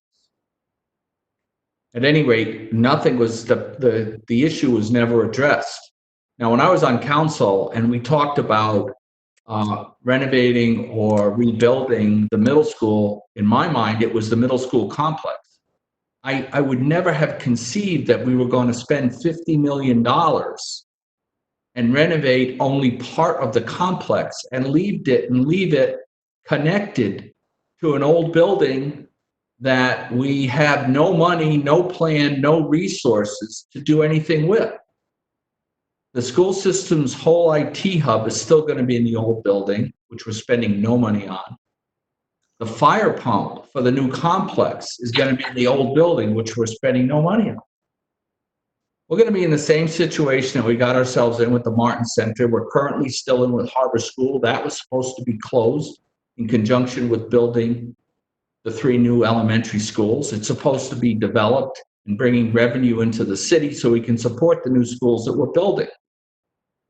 Instead, you're spending $50 million to renovate part of a complex, school complex, and you're going to leave an old building there that we have no plans to be able to afford. We're going to be throwing good money after bad, money that we should be spending maintaining the new structures that we're building. It just doesn't make any sense to me. But we've gotten this far down the path, and what you have in front of you today is the best compromise that a lot of us could think of to get out of the mess. And it's been approved by DAS. And we're not taking any money away from what we're spending on our children or what we're spending on the actual classroom part of the project. That's still a $49 million project. Fortunately, when we appropriated the money, we appropriated some extra money for unforeseen circumstances that would develop in any kind of a massive construction project like this. And then this is that unforeseen circumstance. So we cannot overexpend the $55 million. And so the team, the design team, and the project management team are working very hard to figure out a way to do something with this old wing. My choice would have been to use that, 20, Councilor Sadi referred to 2,800 square feet. The Board of Ed needs less than, maybe we should have just renovated that building, but it's too late for those options. The best option now within our budget is to demolish that old building. We're demolishing another old building in that complex as part of this process development, and just build the 8,000 feet that the Board of Ed needs to replace it. And we can use the extra money in the budget to do that. Now, considering this option, we approached bond counsel to make sure that the wording of the original appropriation ordinance would permit us to do this. And our bond counsel team were not comfortable doing it without making it expressly clear. In other words, amending the original ordinance to make it expressly clear that we're going to spend some of this $55 million on Board of Ed offices. The heavy lift in this was really getting DAS to sign on and be a partner, and they've agreed to do that. So it will be an eligible cost to the project. And we're only going to move forward if we can do this within the $55 million budget. Just want to make sure you were done. So you brought up a few interesting points. So to make sure I get the answer to my original question, which I do appreciate all the other answers because you gave some good background. When did this come about, this plan? That was the original question. Did this come about 2 weeks ago, a month ago, a year ago? At what point in the timeline of allocating funds for the Martin Center, not the Martin Center, excuse me, the Benny Dover project, did we decide that we had the approval from the bond council, given that we changed the verbiage, and also the funding available? When did it become a priority that we were going to build this? You see, the question is difficult for me, Councilor Goodwin, because for me, it was a priority when we started moving forward, I think 2 years ago. I raised it at school building and maintenance committee meetings that this issue with the old wing was an issue. Now, when did this particular plan was approved by DAS, I think last week. Somebody else on the team might be able to Got it. It's been a very confusing month. So the month of March was like a nightmare. But at some point, we got approved. I called DAS myself, talked to Casas Diamatas to get approval for their participation in this plan. And it's for me the only solution that gets us anywhere within the budget and without slowing down the project at this point. So the solution was fairly recent, I would say. It started to mature as the only solution that anybody had presented, in my view. Somebody else on the team, there's members of the team that are on the call, that are in the meeting. They can weigh in and present their history, but I think the solution was only being fashioned within the last few weeks. Got it. So this solution was just flushed out within a week. So we do not have certainty. So the Bond Council has stated that they do not feel comfortable with that verbiage that's currently in there, that needs to be clarified. Thus, meaning once we clarify this, this is clarity to us, not the stakeholders who originally voted for this. So if the bondholders are stating that they need clarity to approve this, they want clarity for something that the voters ultimately decided for. So there's no clarity thus given to the voters, in my opinion. Second thing, Councilor Goodwin, can I respond to that? Of course, sir. You would have to go back to the referendum language, which was not this bond appropriation language. Because for me as a voter, no, I was not approving spending $55 million to renovate half a project and leave the taxpayers with a liability for an old building and no plan. So no, I disagree with that. You'd have to go back 6 years, and you'd have to look at how was that referendum question placed on the ballot. You'd have to know what people's minds were, what they were planning on. In my view, no. Common sense and common knowledge would have been, we're going to renovate or rebuild the Benny Dover Jackson Middle School complex. Okay. Not necessarily saying I agree or disagree, but again, there lies speculation and words. And there lies issue with interpretation on what was perceived or not. And we can go back and forth on what was perceived or what is common sense, but what was not written is what's being amended here, is what I'm stating. And I just take issue. The amendment is to make sure we're on very sound legal ground. Of course, I understand. Very clear. The majority of my questions, I know the mayor gave us some oversight into some numbers. Mr. President, I want to make sure that I don't overstep and move into questions that have to do with the CAM. Should I reserve anything that has to do with numbers, percentages, or anything for the second part of the CAM in respect? Yes. Can you hear me? I can. Okay, yes. Are you all set? Bear with me 1 second, because I want to make sure it didn't sway away from numbers too much.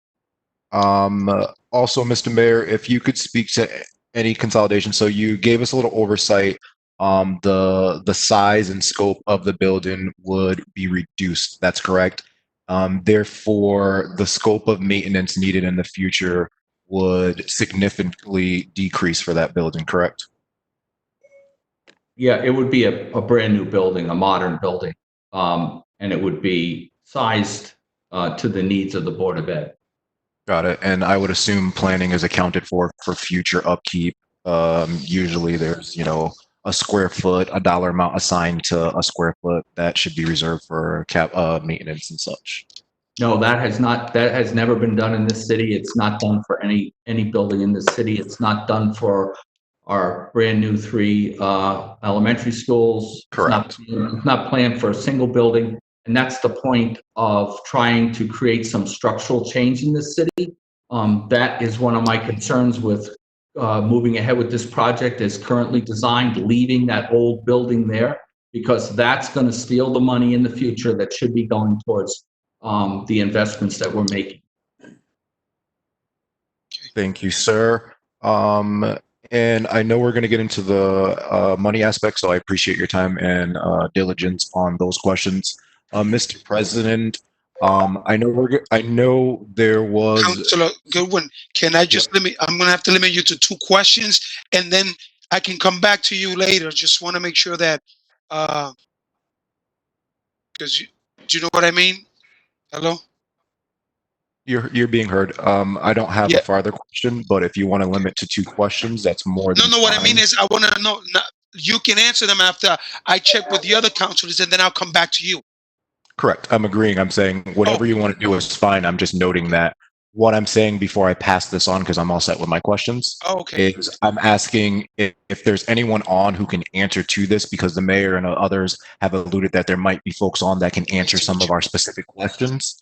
If they could comment so that we're aware of who's on the call that can answer to some answers of schematics, percentages, because I'm sure the mayor can't answer everything and I don't want him on the hot seat answering questions if there's someone who's really in the weeds that can answer these questions. I got you. So I was just going to make that comment. Thank you very much. So at this time, you know what? I know that part of the school building is Councilor Burke. Yes, Mr. President, I would happily have a few questions. Thank you. Yeah, no, I mean, regarding Councilor Goodwin, you want someone else to chime on that question that you asked the mayor?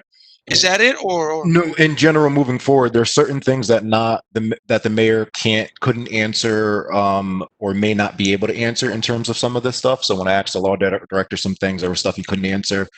If there is anyone who is involved with the project that I'm unaware of that's on the call, if that could be known so they could answer some of these questions, for instance, percentages and such. Mr. President, this is the mayor. Excuse me. We do have the architect in the meeting, who, if we were in a live meeting, he would of course be available to participate, and he's available. He's waving now. His name is Mr. Banks. We also have the project manager on the call, Chuck Warrington. So these are 2 of the lead members of the construction team. Okay, perfect. Mayor, so all right, both Mr. Banks and Mr. Warrington, right? Yes, sir. Okay, so obviously you have heard the question that Councilor Goodwin had previously to the mayor. Is there anything that you can add to make this more understandable? Mr. President, Chuck Warrington with Colliers. Can you hear me okay? Yes, sir. We can hear you. Go ahead. Yeah, I'll try to clarify a little bit if I can. So I think the question of the central office came up pretty early in the project, but at the time it wasn't part of the scope of the project the way at least the project team understood it. We typically see different, just on a technicality, 2 different grant commitments when you start bringing in a central office in a school for the state requirements. So early in the project, our direction wasn't to address the central office proper. Once we completed schematic design phase for Ben Dover, which is in the August-September timeframe of 2019, this topic came about and became, I'll say, a stronger conversation within the school maintenance and building committee. At that point, we decided to schedule a meeting with the Office of School Construction Grants and Review, aka DAS, where Casa Diamantis heads. And we had a meeting in, I'll say, late October, early November, at which ourselves, members of Board of Ed, the city, attended, and we had discussed the idea with them initially to possibly replace this facility, the facility. And the direction from the state was, and this is my interpretation, and I welcome anybody if there's a discrepancy, but the state of Connecticut said that if we were to demolish the building, that we would have to replace the facility for Board of Ed central offices, or at least have a plan to do so, whether it was rebuilding, leasing space, whatever have you. But if they were going to participate, they would like to see the building replaced on the existing site and connected to the existing school with a door to maintain its eligibility under the current grant commitment, if you will. So with that said, we went about discussing it further, and the big question with the state for a while was, are they willing to participate in this additional work? As it's been stated before, the current grant commitment is approximately $49.5 million. The total allocation, as you all know, is $55 million, leaving $5.5 approximately to support this this goal. And as such, we had waited a couple months and we were not receiving response from the state of Connecticut for quite a while. And as the mayor alluded to, he was just recently successful in procuring an answer from that division. And as such, it caused a bit of a delay. We had proposals from the design team originally to do some what we call conceptual designs and create ideas. And originally, the state said they would participate in paying for that. And those funds were approximately $50,000 in total. About a week after they said they would participate, they came back and said, no, we're not willing to participate because they deem them feasibility studies, and typically the state does not fund feasibility studies. So when they responded back to us, and I want to say that was in the January timeframe, we advised the School Maintenance and Building Committee that the state is not participating in the feasibility study. So understandably, that raised the question, is the state going to participate in the full endeavor, which when you're speaking about roughly 5.5 million, hopefully, and I say hopefully because I don't know what the level of participation is, at 80%, you're looking about a reimbursement of a little over $4 million.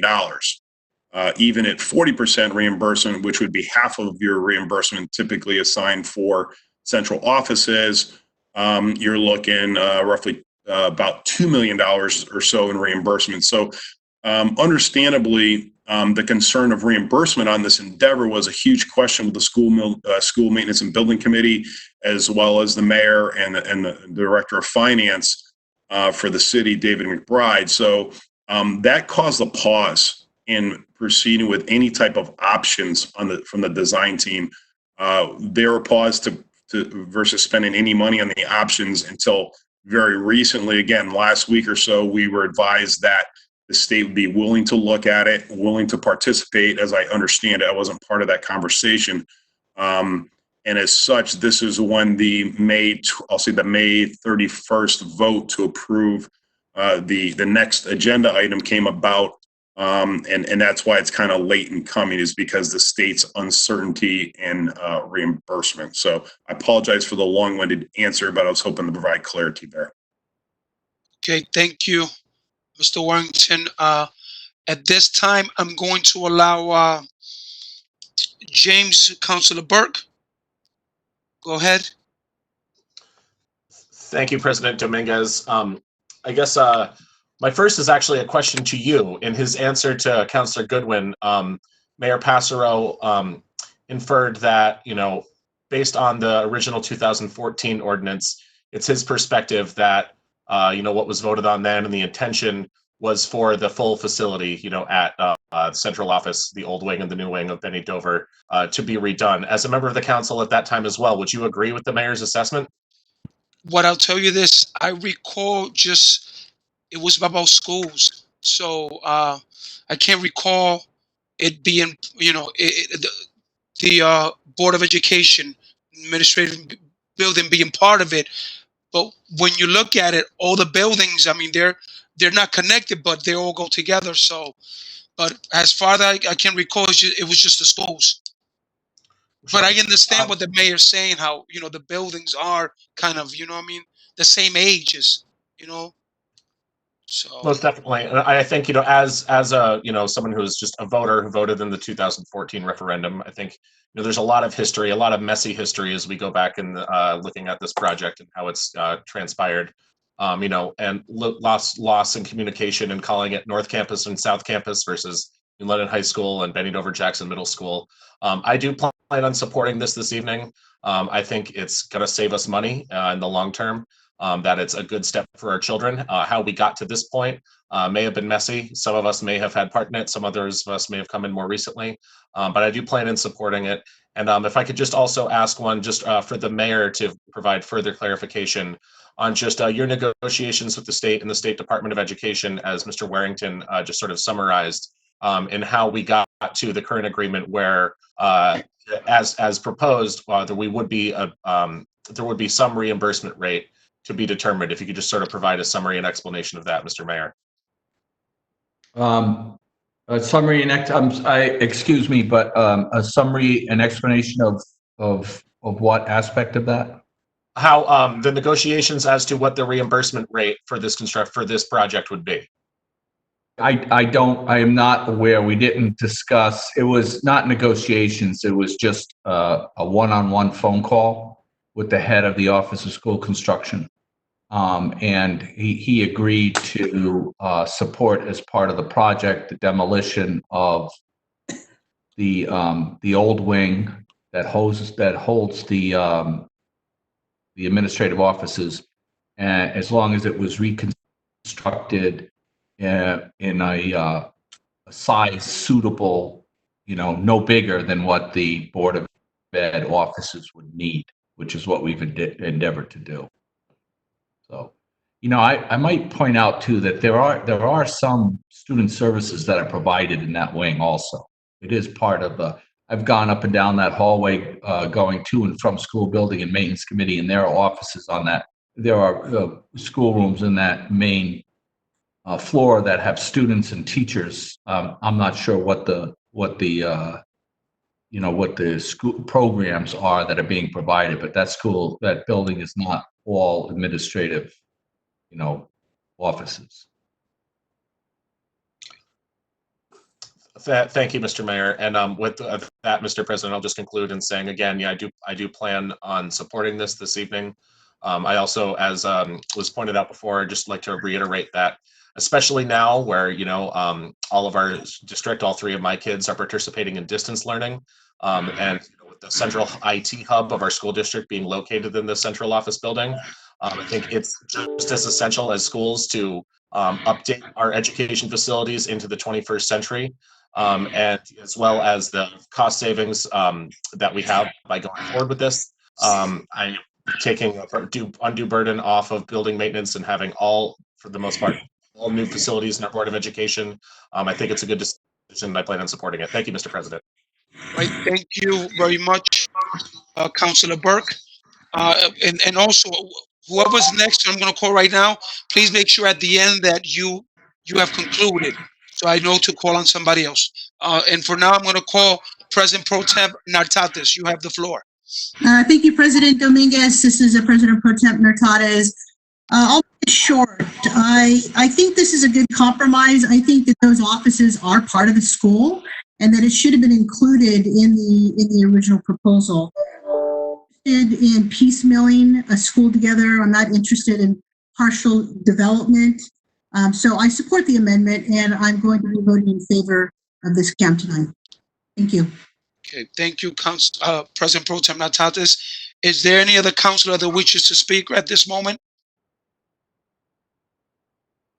Yes, this is Councilor Dice. Okay, Councilor Dice, you have the floor. Go ahead. Thank you, President Dominguez. To you through to the mayor. It was mentioned that we estimate the cost to be $49 million, but we have a total of $55 million. So my question is, what if, and you said that's the max that we would spend, but what if doing the reconfiguration of Benny Dover have an overrun for things that they didn't foresee? And how would you handle that? That's one of my concerns. If our limit is 55 million and we're saying that we think we're going to only spend 49 million on Benny Dover, but if something comes up, how would that be handled? I'm going to, am I still? Yes. Here we go.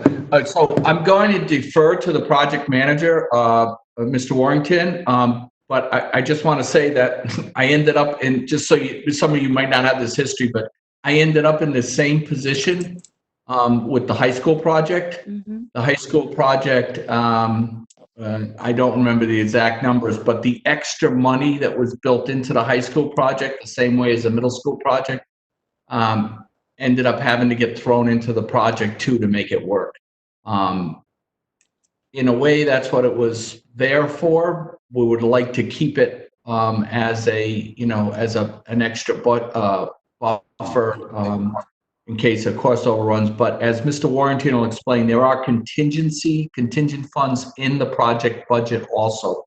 So we will depend on, to answer your question directly, you and I, as not construction professionals, will be depending on our construction professionals to protect us from that.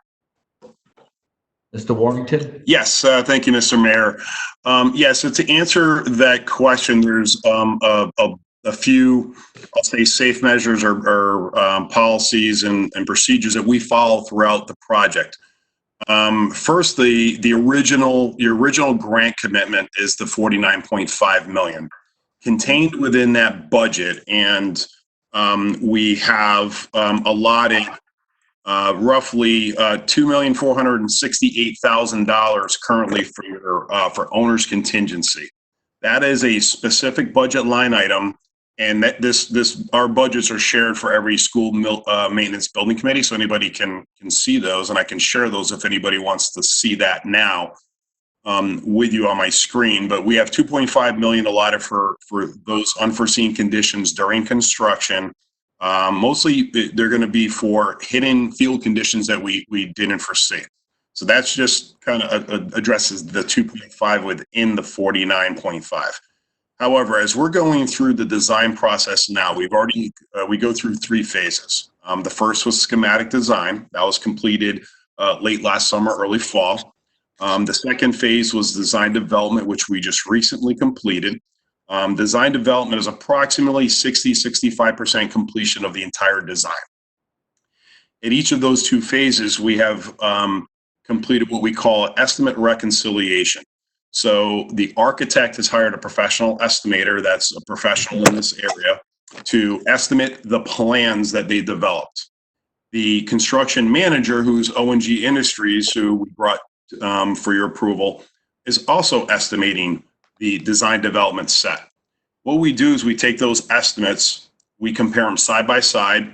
We basically have a day-long meeting, and I believe Councilor Booker attended our meeting last month or so, where we talk about the details of the project. We get into the weeds of the project, and we basically have 2 estimates that we reconcile to make sure, are we staying within budget with the current design?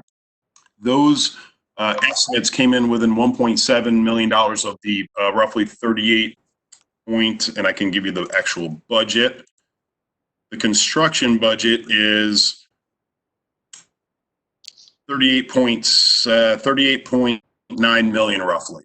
So what we do is as we go through design, we manage to this budget of $39 million. If we're over, we bring it back. We value engineer, we value manage, we modify parts of the design to bring us back. But right now we're tracking on budget to be 1.7 in design development is very, very good. And we don't have a need for a considerable concern at this point because we still have things to design. Also, what we did, if you remember, we went out to bid back in October. We asked for your approval for a guaranteed maximum price to do some early demolition in the building over the December break. As part of that effort, we've done extensive investigations into the building. We're looking at electrical and mechanical systems. We're looking at sewer systems. We've actually snaked and videotaped sewer lines to try to eliminate as much as we can hitting conditions that would be exposed during construction. And in this project specifically, I got to say, I think we've done a really good job at that, removing those ceilings. If you've walked through the school, that exposed some existing conditions above the ceilings, and also is going to allow the team to provide a better design for the new mechanical systems and other systems that'll go above the ceiling. And those are typically most of your hitting conditions. Where where we will allocate risk, if you will, is when we go to demolish what is currently the 37 wing. That's the building that High Roads is in, and the floors above that, and maybe in the 52 wing. But so far we've done, I think, a very good job of allocating the risk, of identifying where our issues may be, and we're tracking on budget. Once we get into construction, as your project manager, in addition to having the architect and the construction manager, we're going to be managing the project throughout construction. Our job as your OPM is to project potential risk. If we see things in the field that are potential costs, what we're going to do is we're going to list those on our contingency log or change order log as a potential exposure. By forecasting those potential exposures, what we're going to do is be able to manage the budget. That's the key word, is managing and not reacting. We're being proactive, not reactive. So we're trying to forecast out in the future. So within the main job, those are some of the steps that are going to keep us within our budget.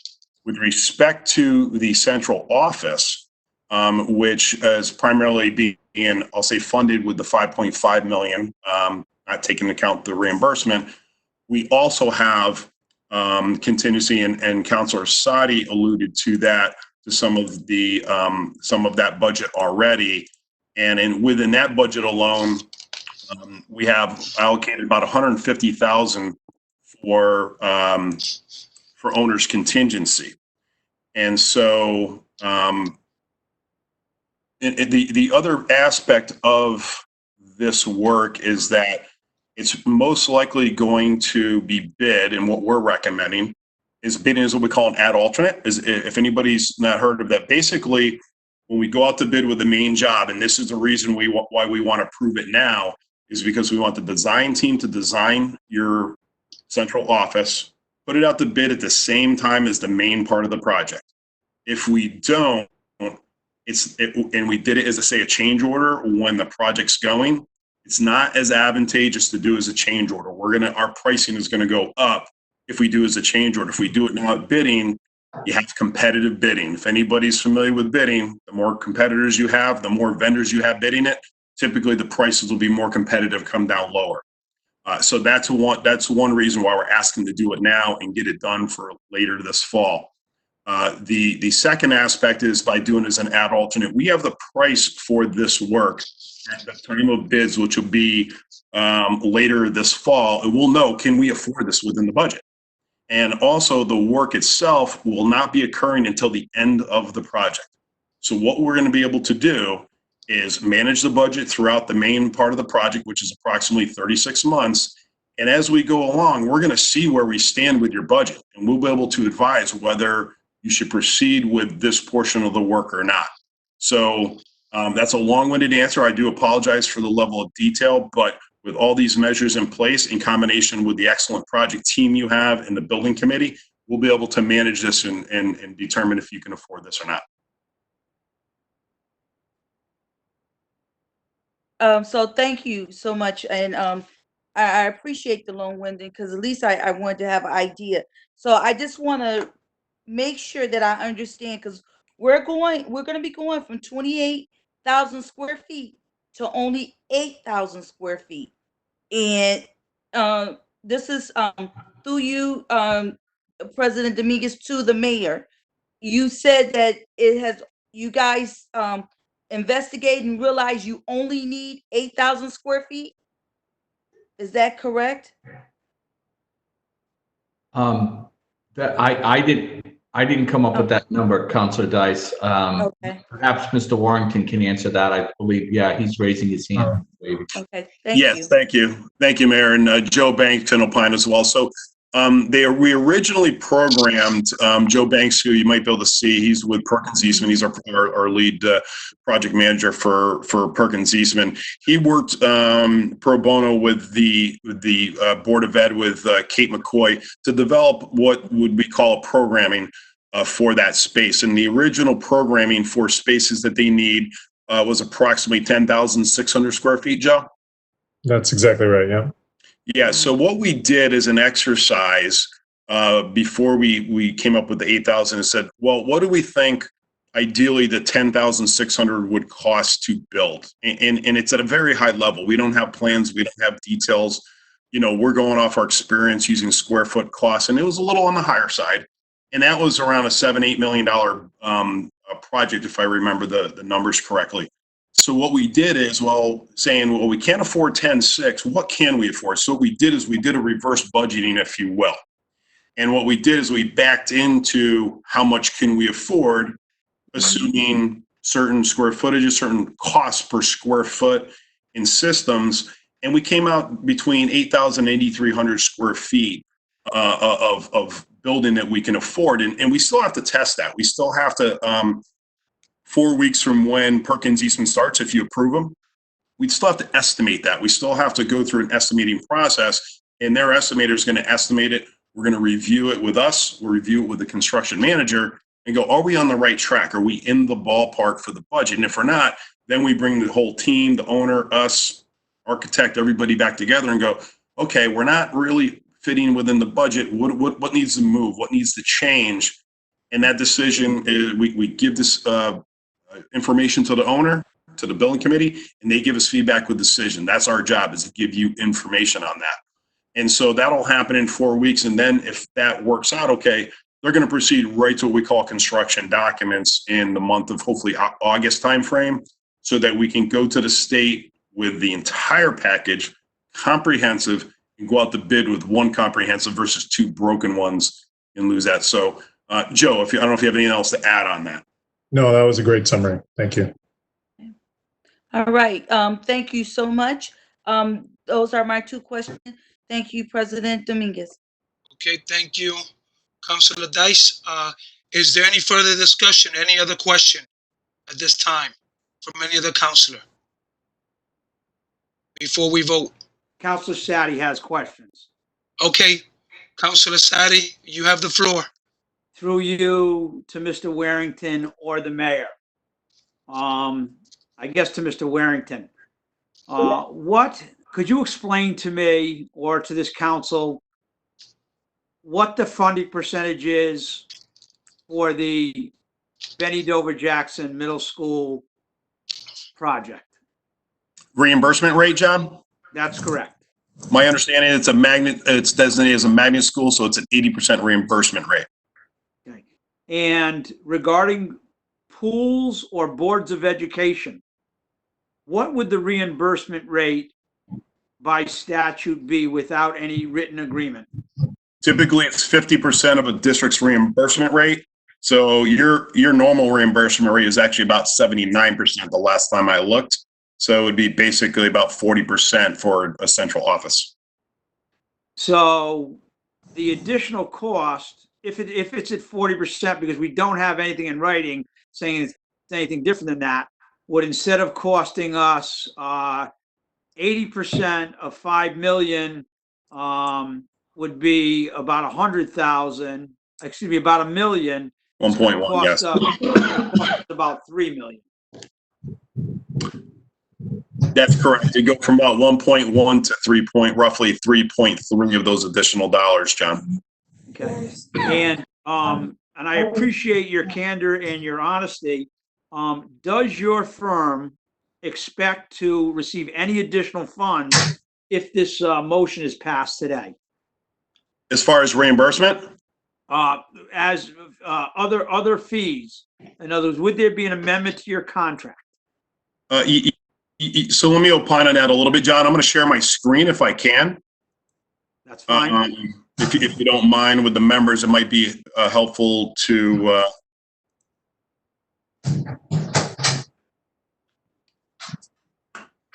So I'm going to try to scroll slowly here for everybody. This is the budget that I was just referring to, where we came up with the roughly 8,300 square feet. Right here, if you can see it, I'll try to zoom in a little bit because I realize people have smaller screens maybe. This is where we have the 8,300 square feet, and we assume $325 a square foot. And here's some of the math, some of the site that Councilor Sadi that you're referring to, and ultimately right here is what we are saying is would be your construction budget that we're going to manage to. With respect to our fees, down below, our understanding from the current, well, let me back up. The RFP for our services for Colliers is based upon a 42-month construction schedule and a 12-month closeout duration for the project.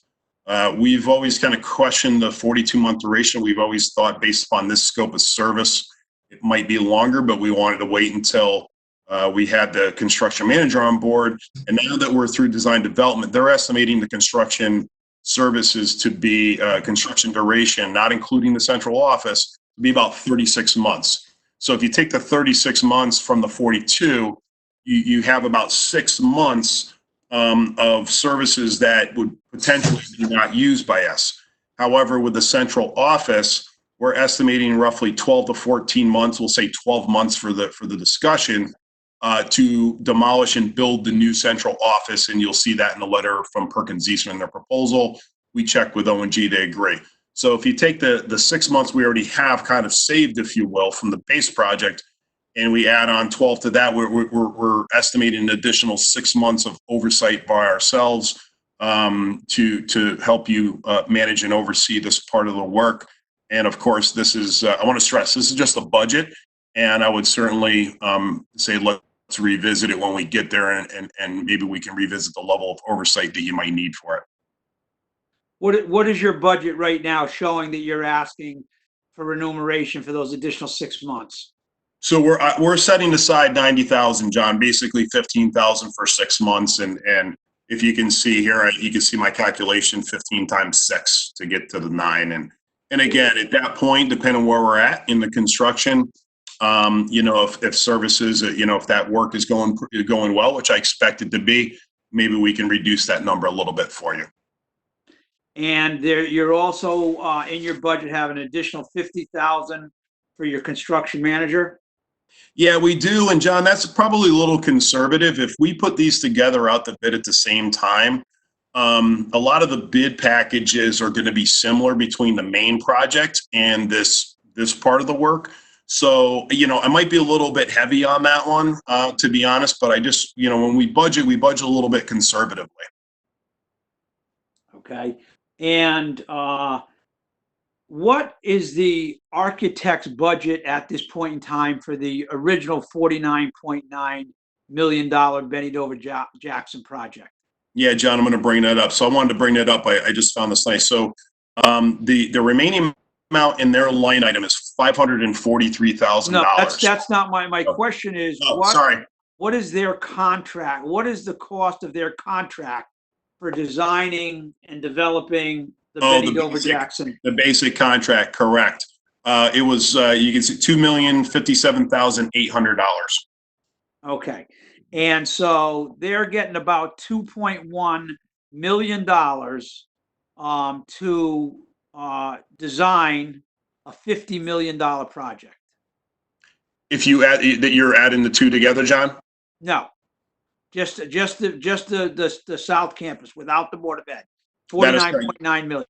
You're about just under 2.1 million for a $39 million construction project. Yep. Okay. And the second project we're discussing tonight is a $5 million project. Correct. And 5 million is about 10% of 50 million of 49.9. Is that correct? Roughly, yes. Right. So 10% of a 2.1 or $2 million budget would be 200,000.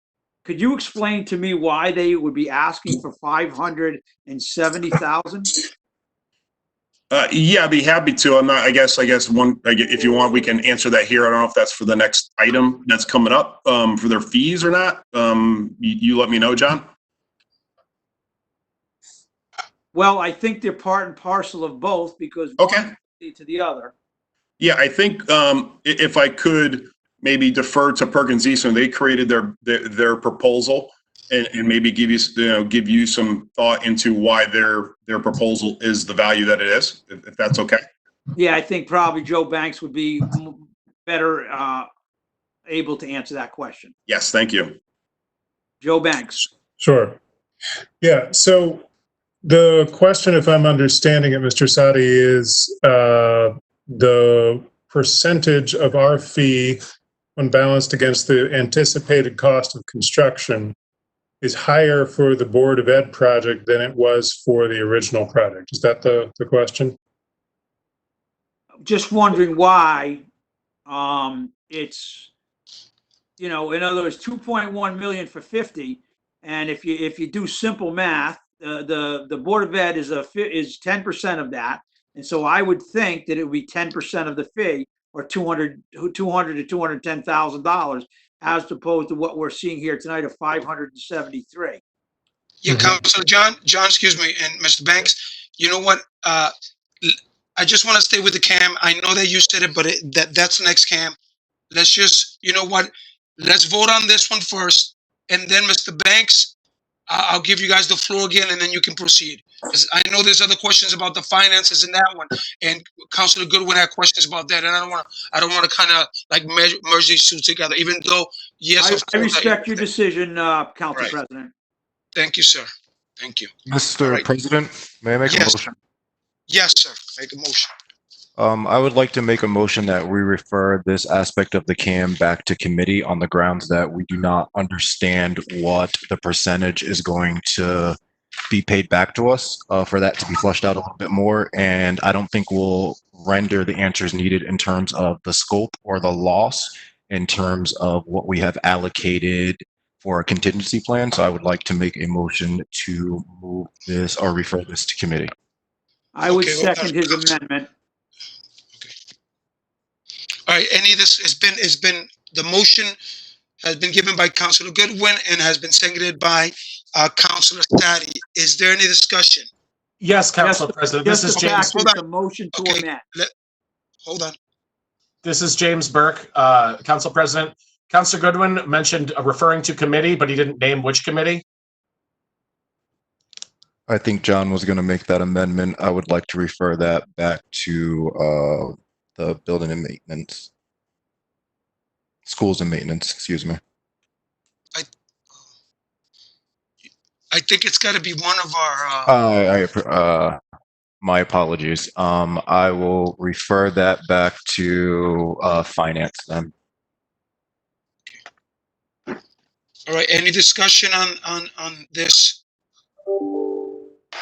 Again, just definition, Council President. I believe Councilor Goodwin was making a motion to amend the CAM, because the CAM is to approve, and I think his intent is to refer back to school building maintenance to get further information. So it'll be a motion to amend. Okay. Councilor, that would be correct. Please correct me if I'm wrong.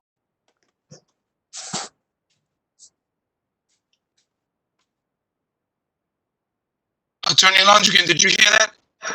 It broke up a little bit. I apologize. Okay. John, go ahead. The question was whether or not it should be a motion to amend in order to send it to the School Building and Maintenance Committee? Correct. I don't think you need to make any motion to amend. If you want further information on this, I would just recommend tabling the matter. So And you can then ask your questions or get your information from the School Building and Maintenance Committee.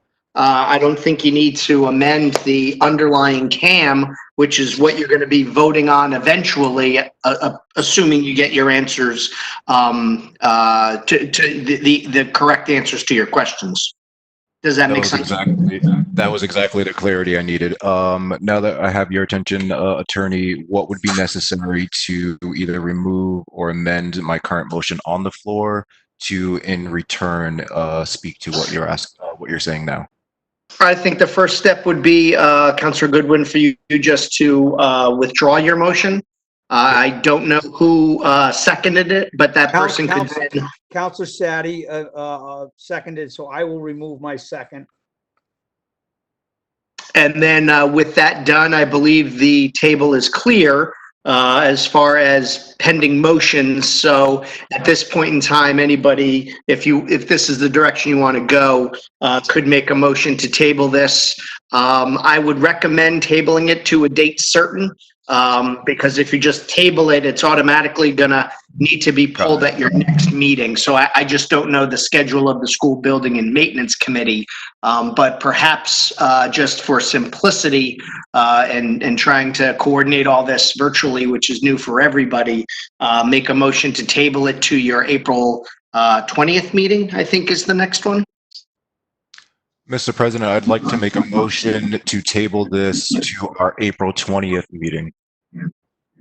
Is there a second? School building maintenance will not meet before then. When is the next meeting, sir? Third Friday and fourth Friday in April. So you'd be better off to table it to the first meeting in May. Which would be May 4th, Councilor Goodwin. Thank you, attorney. Mr. President, I would like to make a motion to move this to our May 4th meeting. To table this to our May 4th meeting. Table it. Yeah. Correct. Second, John Sadi, second. John Sadik has seconded. Okay. Any discussion on this? Any of the councilors? Councilor Yes. Burke, I see your hand. Thank you, President. There is no discussion on a motion to table. Oh, I'm sorry. You're right. There is no discussion. Okay, so let's vote. Okay. All those in favor? Yes. Mr. President, can I request a roll call vote considering the circumstances of the electronic meeting? Attorney Landrigan, is this? I call for a division roll call vote. Yeah, I think making this a roll call vote makes a lot of sense. Okay. All right. Go ahead, City Clerk. Councilor Could you Dice.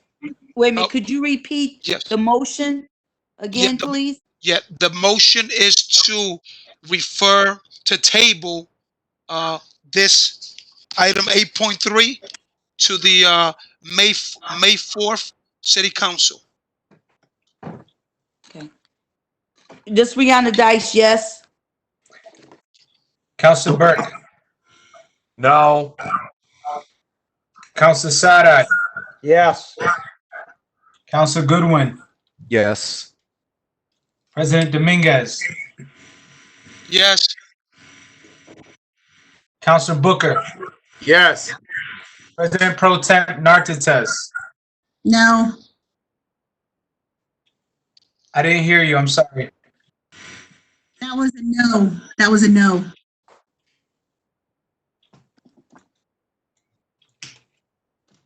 President Pro Tem. I'm sorry. I didn't hear you. This is President Pro Temp Nartates. My vote is no, negative, no. Okay. So we have 5 yes, 2 no. Okay. So the motion carries. All right.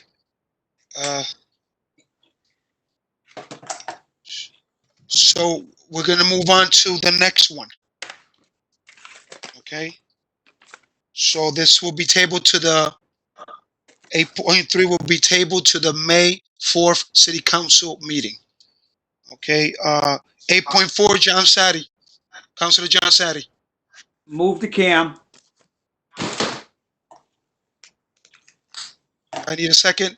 Second, Councilor Goodwin. City Council Thank you. hereby approves an increase to the contract of architect service of Eastman, Perkins Eastman for the Benny Dover Middle School project from the original appropriation of $3.344, $3,344,209 to $3,917,944, an increase of $573,654,000 for additional design work on the district office and interrelated physical structure on the Benny Dover Middle School project, and hereby authorize the mayor to sign and execute said contract.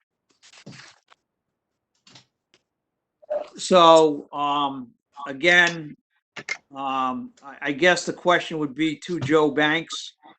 You know, why 553,000 or 573,000 as opposed to 10% of what your original contract was at 200 to 210,000? Yeah, so did I understand that this motion is tabled to the next meeting? Just that the language on the ordinance is tabled until the May 4th meeting. But the actual expenditure, I'm just sort of like doing a front end and trying to figure out why so much money. Okay, I just didn't want to discuss it if it's something that's going to be tabled to another time. I believe Joe Costa is also on the line, a principal at our firm. Joe, are you there?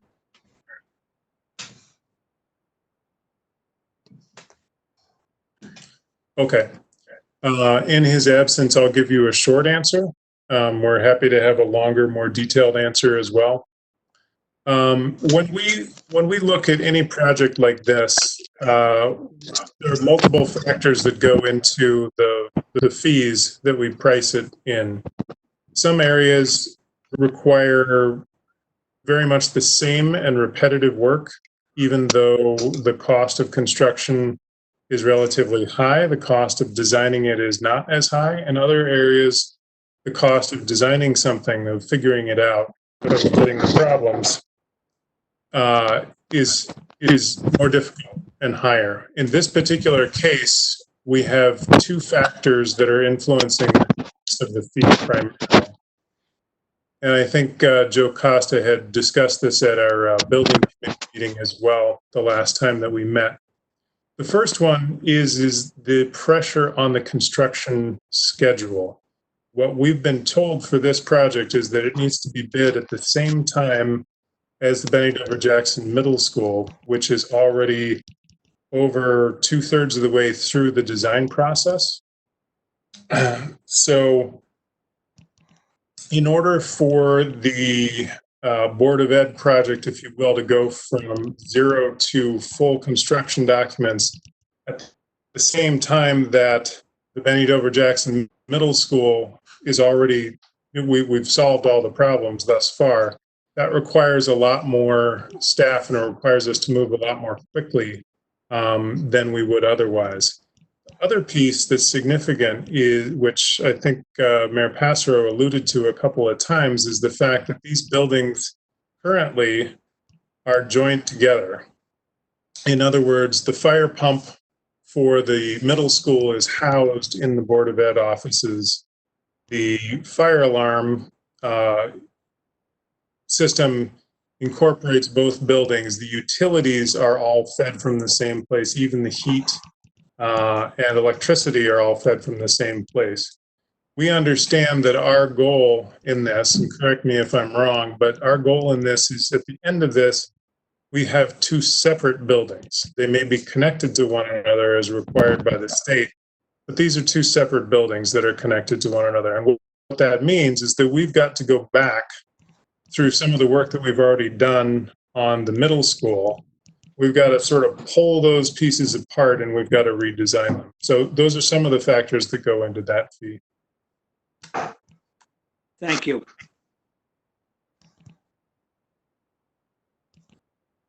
I have no further questions of Mr. Banks at this point in time. Okay, Councilor Sadi, you all set? What I do have though is a couple comments in that the comments that have been made about how old this building is. There's been a lot of money spent in the building in recent years. Although physically it was built earlier than the 53 wing. The 53 wing now houses the gymnasium and the cafeteria. Those areas are going to be renovated, but they're not going to be torn down. The 37 wing, which is part of the old Chapman Tech building, is slated for demolition, and a new area will be constructed in its place. So we are going to have the newer part of Benny Dover was built in 1984, and so we are definitely going to have two different eras when it comes to architecture, and we'll actually have a much newer area also, which should dress up what we now know is the Waller Court area. So I think that they're going to merge well together. So I don't consider the Board of Ed building as a quote, I apologize, as a old building. I think there's a lot of new aspects to it. Regarding size, I did mention during the committee meeting, but I'll just explain that again to people. The building that houses the Board of Education right now, 24,000 square feet, about 6,000. Please correct me if I'm wrong, Mr. Whittington. About 6,000 square feet per floor. There's 4 floors. First floor being the basement is used for storage. Second floor is used for administrative offices. The few children that are in that building are with their parents when they're registering for school. You have personnel in that first floor. You have school nutrition. You have IT. You used to have building maintenance, and you have a conference room. Second floor is superintendent's offices and other administrative offices. And I'm not 100% sure, but I believe the attic is used for storage, also the 4th floor.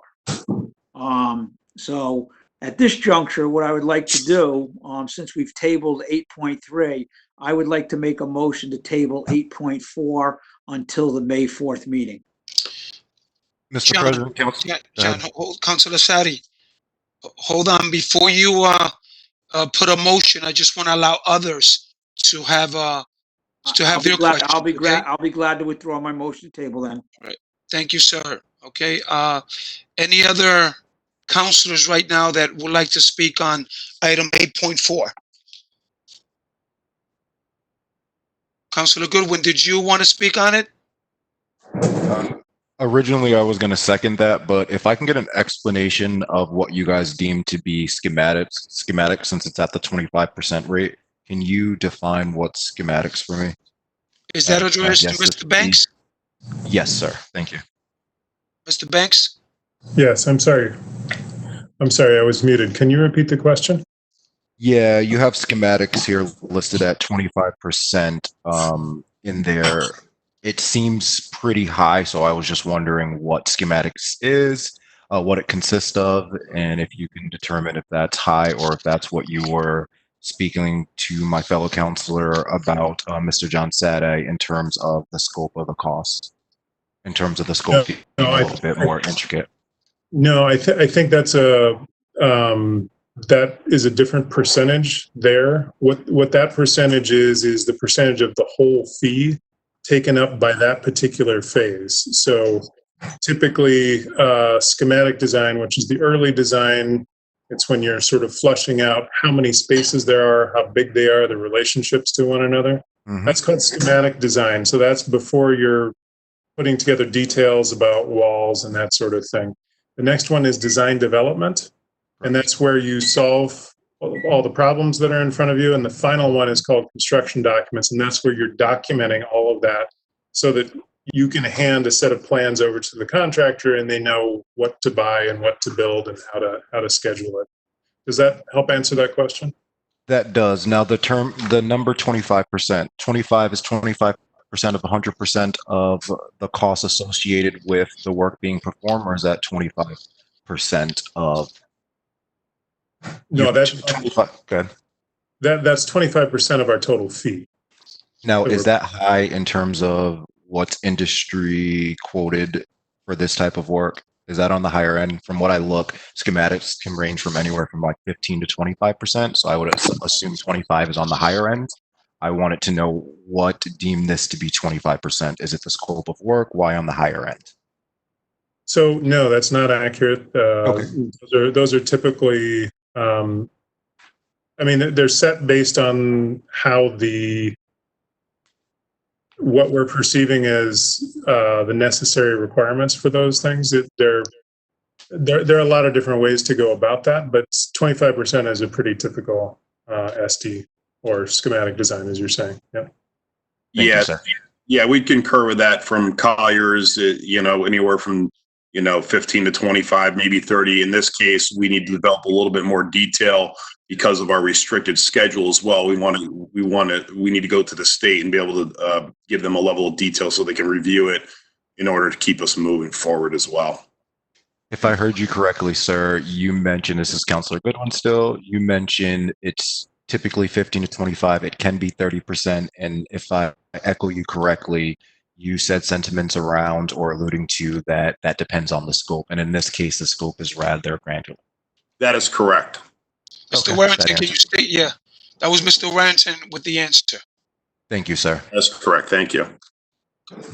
I have no further questions. I just wanted clarity on 25% being on the higher end, and that is due to the scope of the work being done. Thank you, Mr. President, for allowing me to ask more questions on this. I have no further questions at this time. Okay, thank you, Councilor Goodwin. Is there any other councilor that would like to speak on this? Yes, President Dominguez, this is James Burke, and I would like to ask a question. You have the floor, Councilor James Burke. Thank you, President Dominguez. Through you to Chuck Warrington. Chuck, as these two cams sit before us, just for, as we know, the cam 8.3 was just previously tabled.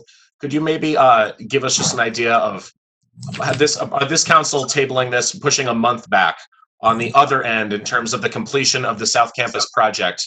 What delaying 1 month, what ballpark figure of how much of a delay that will end up being in terms of the completion of the South Campus project? Yeah, thank you for the question. I appreciate it to respond to. Please state your name, Mr. Warrington. Yes, Chuck Warrington. Sorry about that. Chuck Warrington with Colliers Project Leaders. Again, we're the OPM. So currently, our current schedule, not taking into account the central office, we are currently scheduling to go to the state of Connecticut on roughly August 6th to request approval to go to bid, similar like you did with the North Campus. So you just did it probably about a month or two ago there. So we're scheduled to go August 6th. If we were approved this evening, that schedule is moved back to approximately September 15th. We're still working out the exact details, but it's roughly late August, mid-September to go to the state. So you're looking to a 4 to 6 week delay currently. If this gets pushed out another month, you're now looking into probably mid-October to early November. And again, I'm roughing it because we haven't pulled that entire schedule out, that detail. But if we push it out another month or so before we delay, it's going to exacerbate our schedule. And there's two, as far as the cost impacts, there's two ways we can go about it. One is we continue with the base project and proceed for the August 6th date on the project as it is for the base project without central office and go out to bid. And then if this gets selected, we follow up and we'd either do a change or an addendum. However, we don't recommend that. We feel that either even doing an addendum, which is an update to the plans during the bidding phase, when you do that, it tends to make bidders believe that there's a lack of confidence potentially in the project or the plans, and we don't want to lose bidders, if you will. Not saying we absolutely will, but if we go out as one concise project, that's more advantageous. The second option is to hold up the entire project until that October to November timeframe, and again, that's dependent on when approvals occur. And now we're looking about losing 3 months. I would caution against that. The state wants to see these projects moved. We do fully understand the need for wanting to know what the reimbursement rate is. Fully understand. That's kind of why we're at now, is we've been kind of going in full circles. The only problem with this is that the state of Connecticut, until we actually put something in front of them, a set of plans, they're not going to give us a determination. We tried doing that already, and that's what it took so long for us to get a determination. The mayor, as he alluded to, just had a phone conversation last week, and they said, we need to see some plans in order to give you feedback. So it's kind of a vicious circle here. They want to see plans, and understandably, you're hesitant to spend money to develop plans unless you know it's reimbursed. I think, I'm just going to say it bluntly, you have to take a leap of faith and spend some money to develop at least the schematic design phase, which is roughly in their proposal, the amount is, I'm pulling it up, $138,000 for the schematic design phase portion. There's a certain amount, and this is what caused the project to stall a few months ago because of the uncertainty of what the reimbursement is. Basically redoing that again, and we're going to stall it another couple months. So it will delay your project. It could potentially cost you more money. What that amount is, I don't know. I mean, we're talking 2 to 3 months of escalation when we usually use about a 4% escalation factor. You're roughly at 1% of 39 million. So if you believe the math, that's about $3.9 million in escalation costs. So versus spending $140,000 at least to get the schematic design and let them respond to us. Frankly, I don't think the state's going to give us a percentage until we go to the PCR. Based upon my experience, we work with them on many other projects throughout the state. I just, I don't know if Mayor Passero has an opinion on it, but I just don't anticipate him committing in writing on a percentage until we go with the construction documents, just to be very frank and honest about that. Of course I have an opinion. Mr. Thank you very much. Hold on, Mayor Passero. Councilor Burke, are you all set? No, I am not all set, Mr. President. I believe I have the floor. Thank you very much. No, of course, that's why. Go ahead. Thank you. Thank you, Chuck, so much for the answers. So I believe, and a lot of great backup there. I believe in a nutshell, you threw out a number of 3 months possible delay, us delaying 1 month now, could mean 3 months in the future. 3 months is a semester of school. A semester of in-person school in a new school building at a time where every child in our community is currently struggling with remote learning. I'm a parent right here in this home, struggling to work, participate in government, and teach my kids virtually. And as said, when this original ordinance was passed in 2014, my oldest daughter was finishing up preschool at the Friendship School, and we chose to send her to CB Jennings as a kindergartner.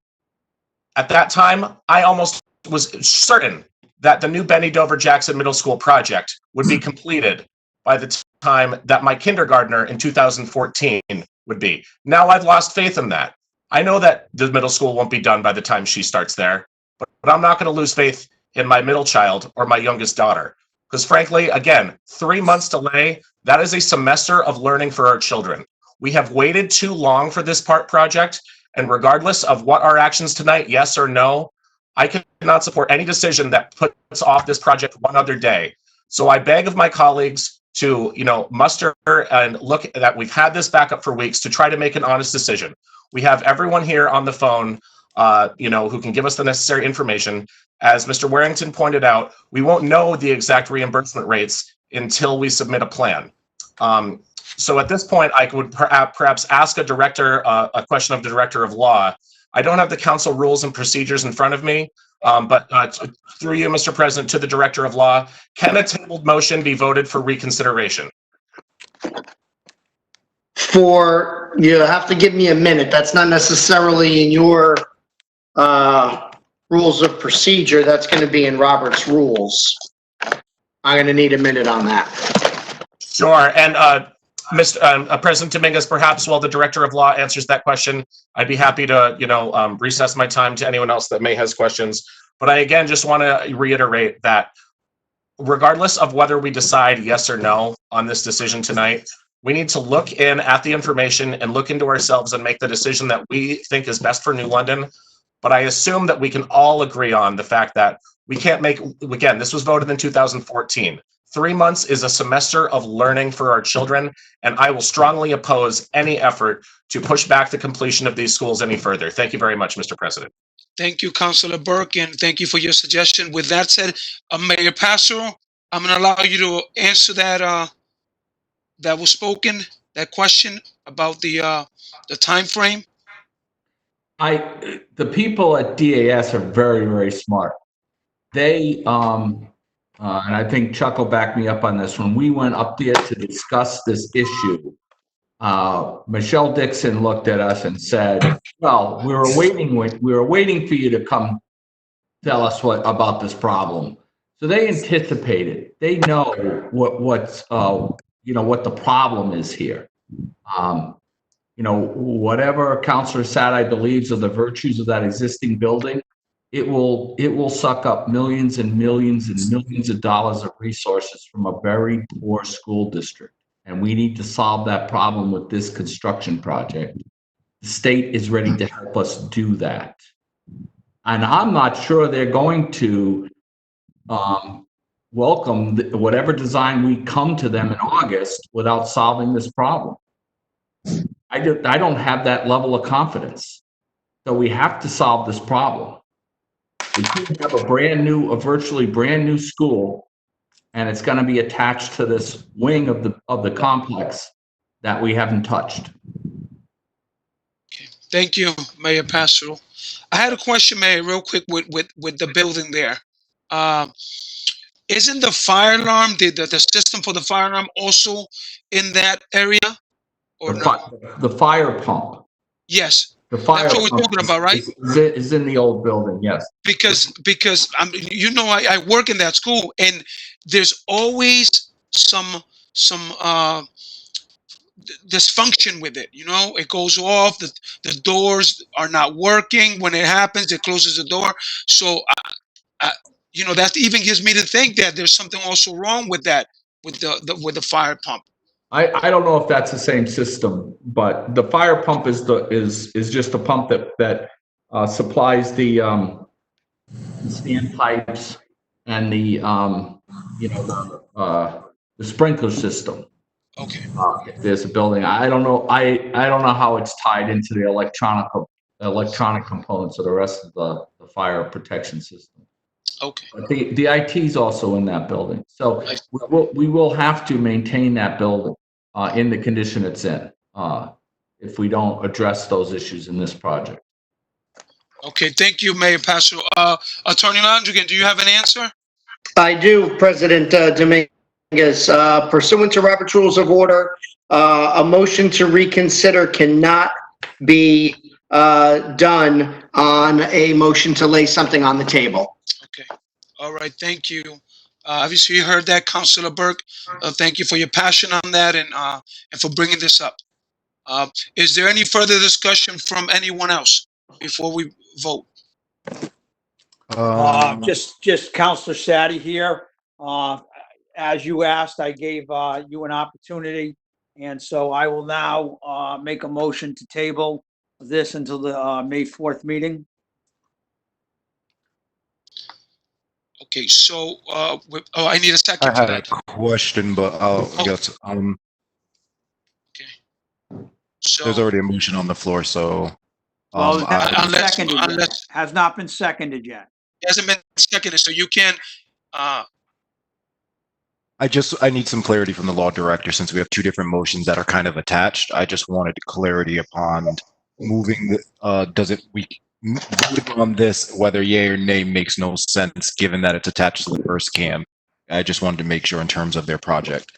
Because it sounded like the project director was alluding to the fact of if at the very least we could allocate funds to design or something of the sort. So I just wanted clarity upon which moves that we should make now or can make outside Yeah, of my table. recommendation would be to, I'm sorry, Jeffrey Landrigan speaking. My recommendation would be to table 8.4 to be consistent with 8.3. I think you'd get into trouble if you're having approvals on one of them, with the potential of the other one, not following suit with an adoption or a ratification.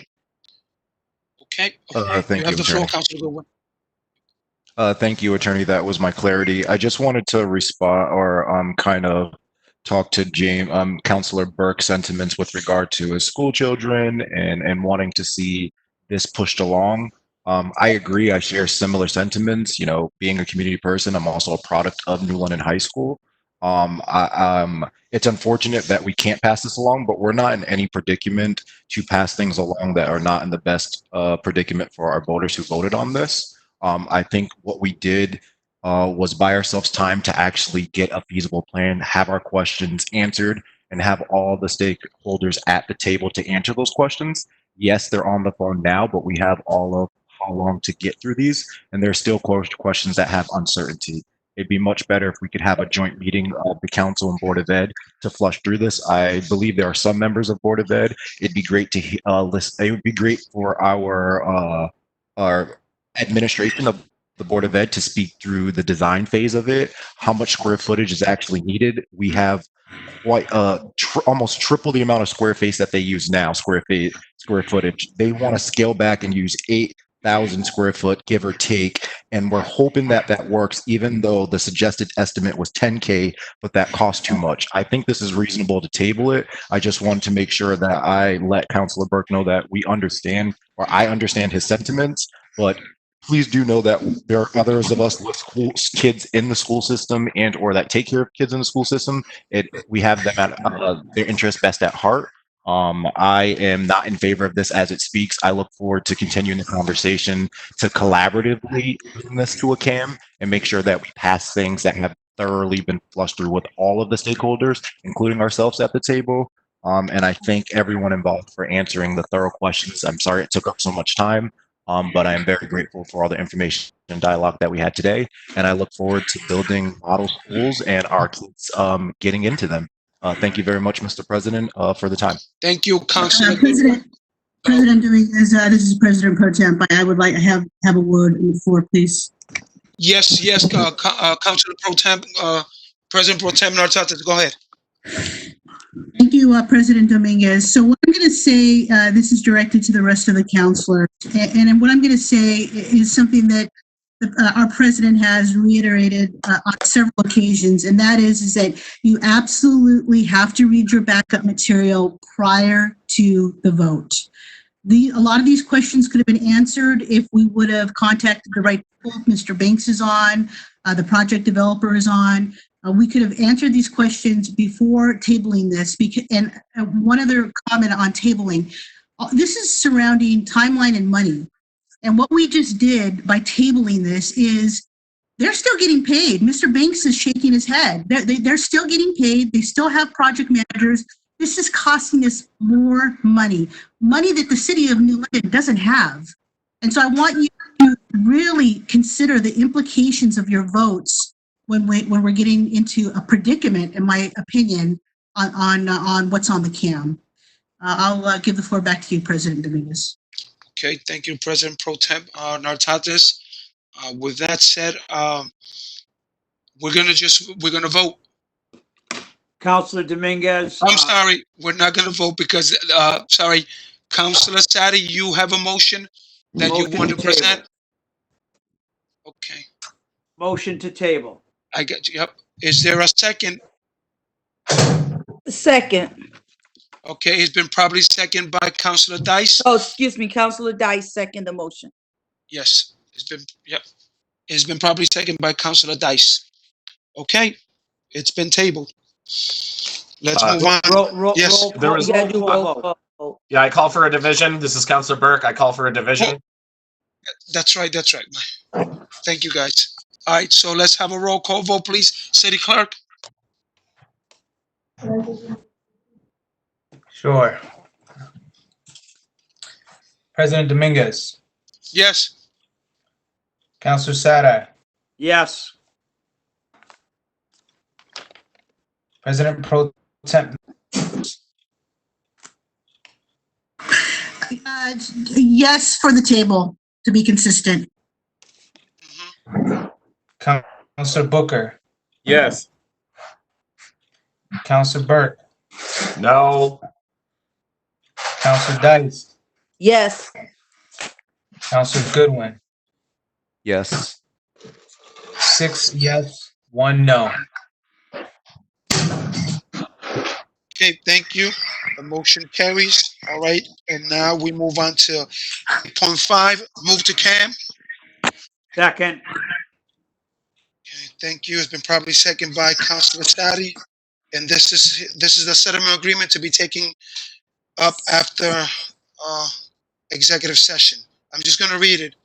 The City Council hereby approves the settlement agreement and release with Peter Lent and further authorizes the mayor to sign any documents necessary and incidental to effectuating said settlement.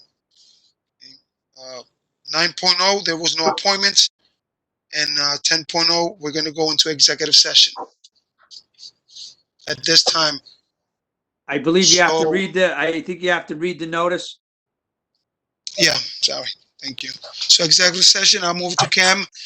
And it says the city council will meet in executive session pursuant to C dot G dot S dot section 1-200 parentheses 6 parentheses letter B and parentheses letter E with the finance director, the director of ODP, members of the law director's office, the personal administrator, and or members of the mayor's office to discuss the strategy with respect to collective bargaining with the city MEU union and a settlement agreement and release with Peter Land. And I don't have the rest of it, guys. President Pro Tem, Yeah, you haven't finished reading the chart. can you finish, Councilor Sadi, can you finish that for me? The rest? Yeah, as such, discussions are exempt pursuant to Connecticut General Statute 1-210, parentheses B, parens 4 and 9. Okay, thank you. So at this time, we're gonna go into executive session. So make sure you call in. The number was given to you in an email. Okay, so mute this and then call with your phone.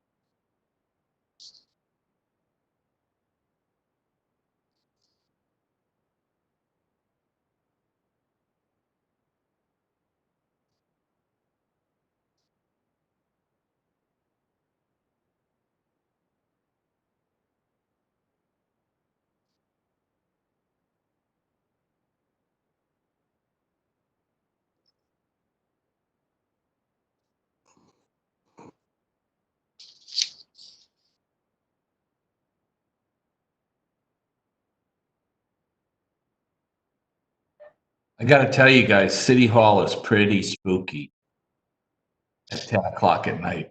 There's nobody else here. Yeah, you're hearing some You look noises. like a ghost. I can imagine. I hear ghosts too. I think there's ghosts here. No, there can't be no ghosts. It's a great YouTube show. Not in our city. It's the mice that are chewing the cables. Okay, is everybody back, or am I still waiting for? I'm still waiting for a couple. So, Attorney Londrigan, I don't have to do 8.5 first, right? I wrote that in the chat. Yes. So obviously, when it looks like we're just waiting for Counselor Goodwin. Sadie, I think. Oh, and Counselor Saturday's not back yet. Yes. So yeah, when they come back, actually, you have a quorum now that are back. You could probably go ahead and say the no motions made, no votes taken, and then you were the one who polled 8.5, so you could begin the process if you wanted to, as getting that on the table. Okay.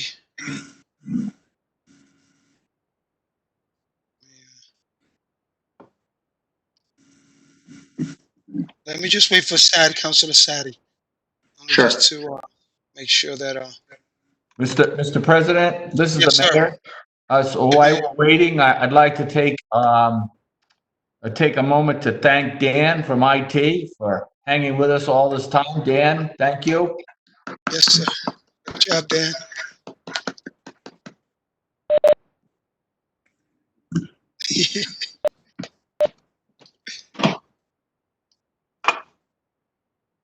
Right.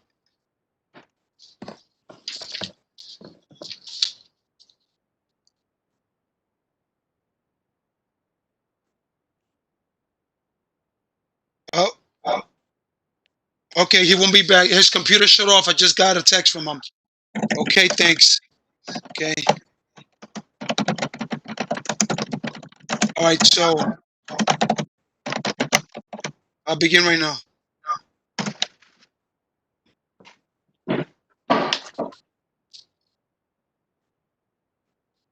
Okay, so we are out of executive session. No motions were made and no votes were taken. So now to 8.5. Let me just read the CAM again. Do I have to read the CAM again, Attorney Londrigan?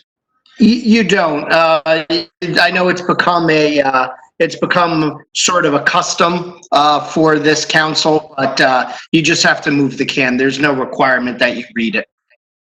Okay, move the CAM. I need a Second, second. Okay, it's been properly Brianna seconded Councilor Dice, by second. Councilor Dice. Okay. Any discussion? No, we can't. No discussion. No motion. I'm sorry. So, all those in favors? Aye. Aye. Aye. Okay. Any opposed? Okay. All right. Motion carries. And now, 10.0. No, a motion to adjourn. We already did the executive session. So it's just a motion to adjourn. I'm sorry, Jeffrey Londrigan speaking. And just for clarification, President Dominguez, I know you were getting them all together and it's late at night. The no motions made and no votes were taken were for purposes of coming out of executive session. Obviously, if you wanted to have some discussion on 8.5, you could have, but I think everybody sort of understood the issue. Yes. Okay. Thank you, Attorney Londrigan. I appreciate that information. Okay. So I'm looking for entertain a motion. That's President Pro Temp Natadis. I'll make a motion to adjourn. Councilor Dice, second. Yes. Thank you, President Pro Tem, for your suggestion there to motion for to adjourn, and Councilor Dice for seconding it. And now all those in favor say aye. Aye. All those opposed say nay. Okay, motion carries. Good night, everyone. We finished at Thank you. 10:14. Finance Committee, 5:30 tomorrow. Okay. 5:30. Okay. Thank you, Jenny. Thank Thank you. you, Jenny. Bye-bye. All right. Good night, guys. Good night, everyone. Good night. Good night.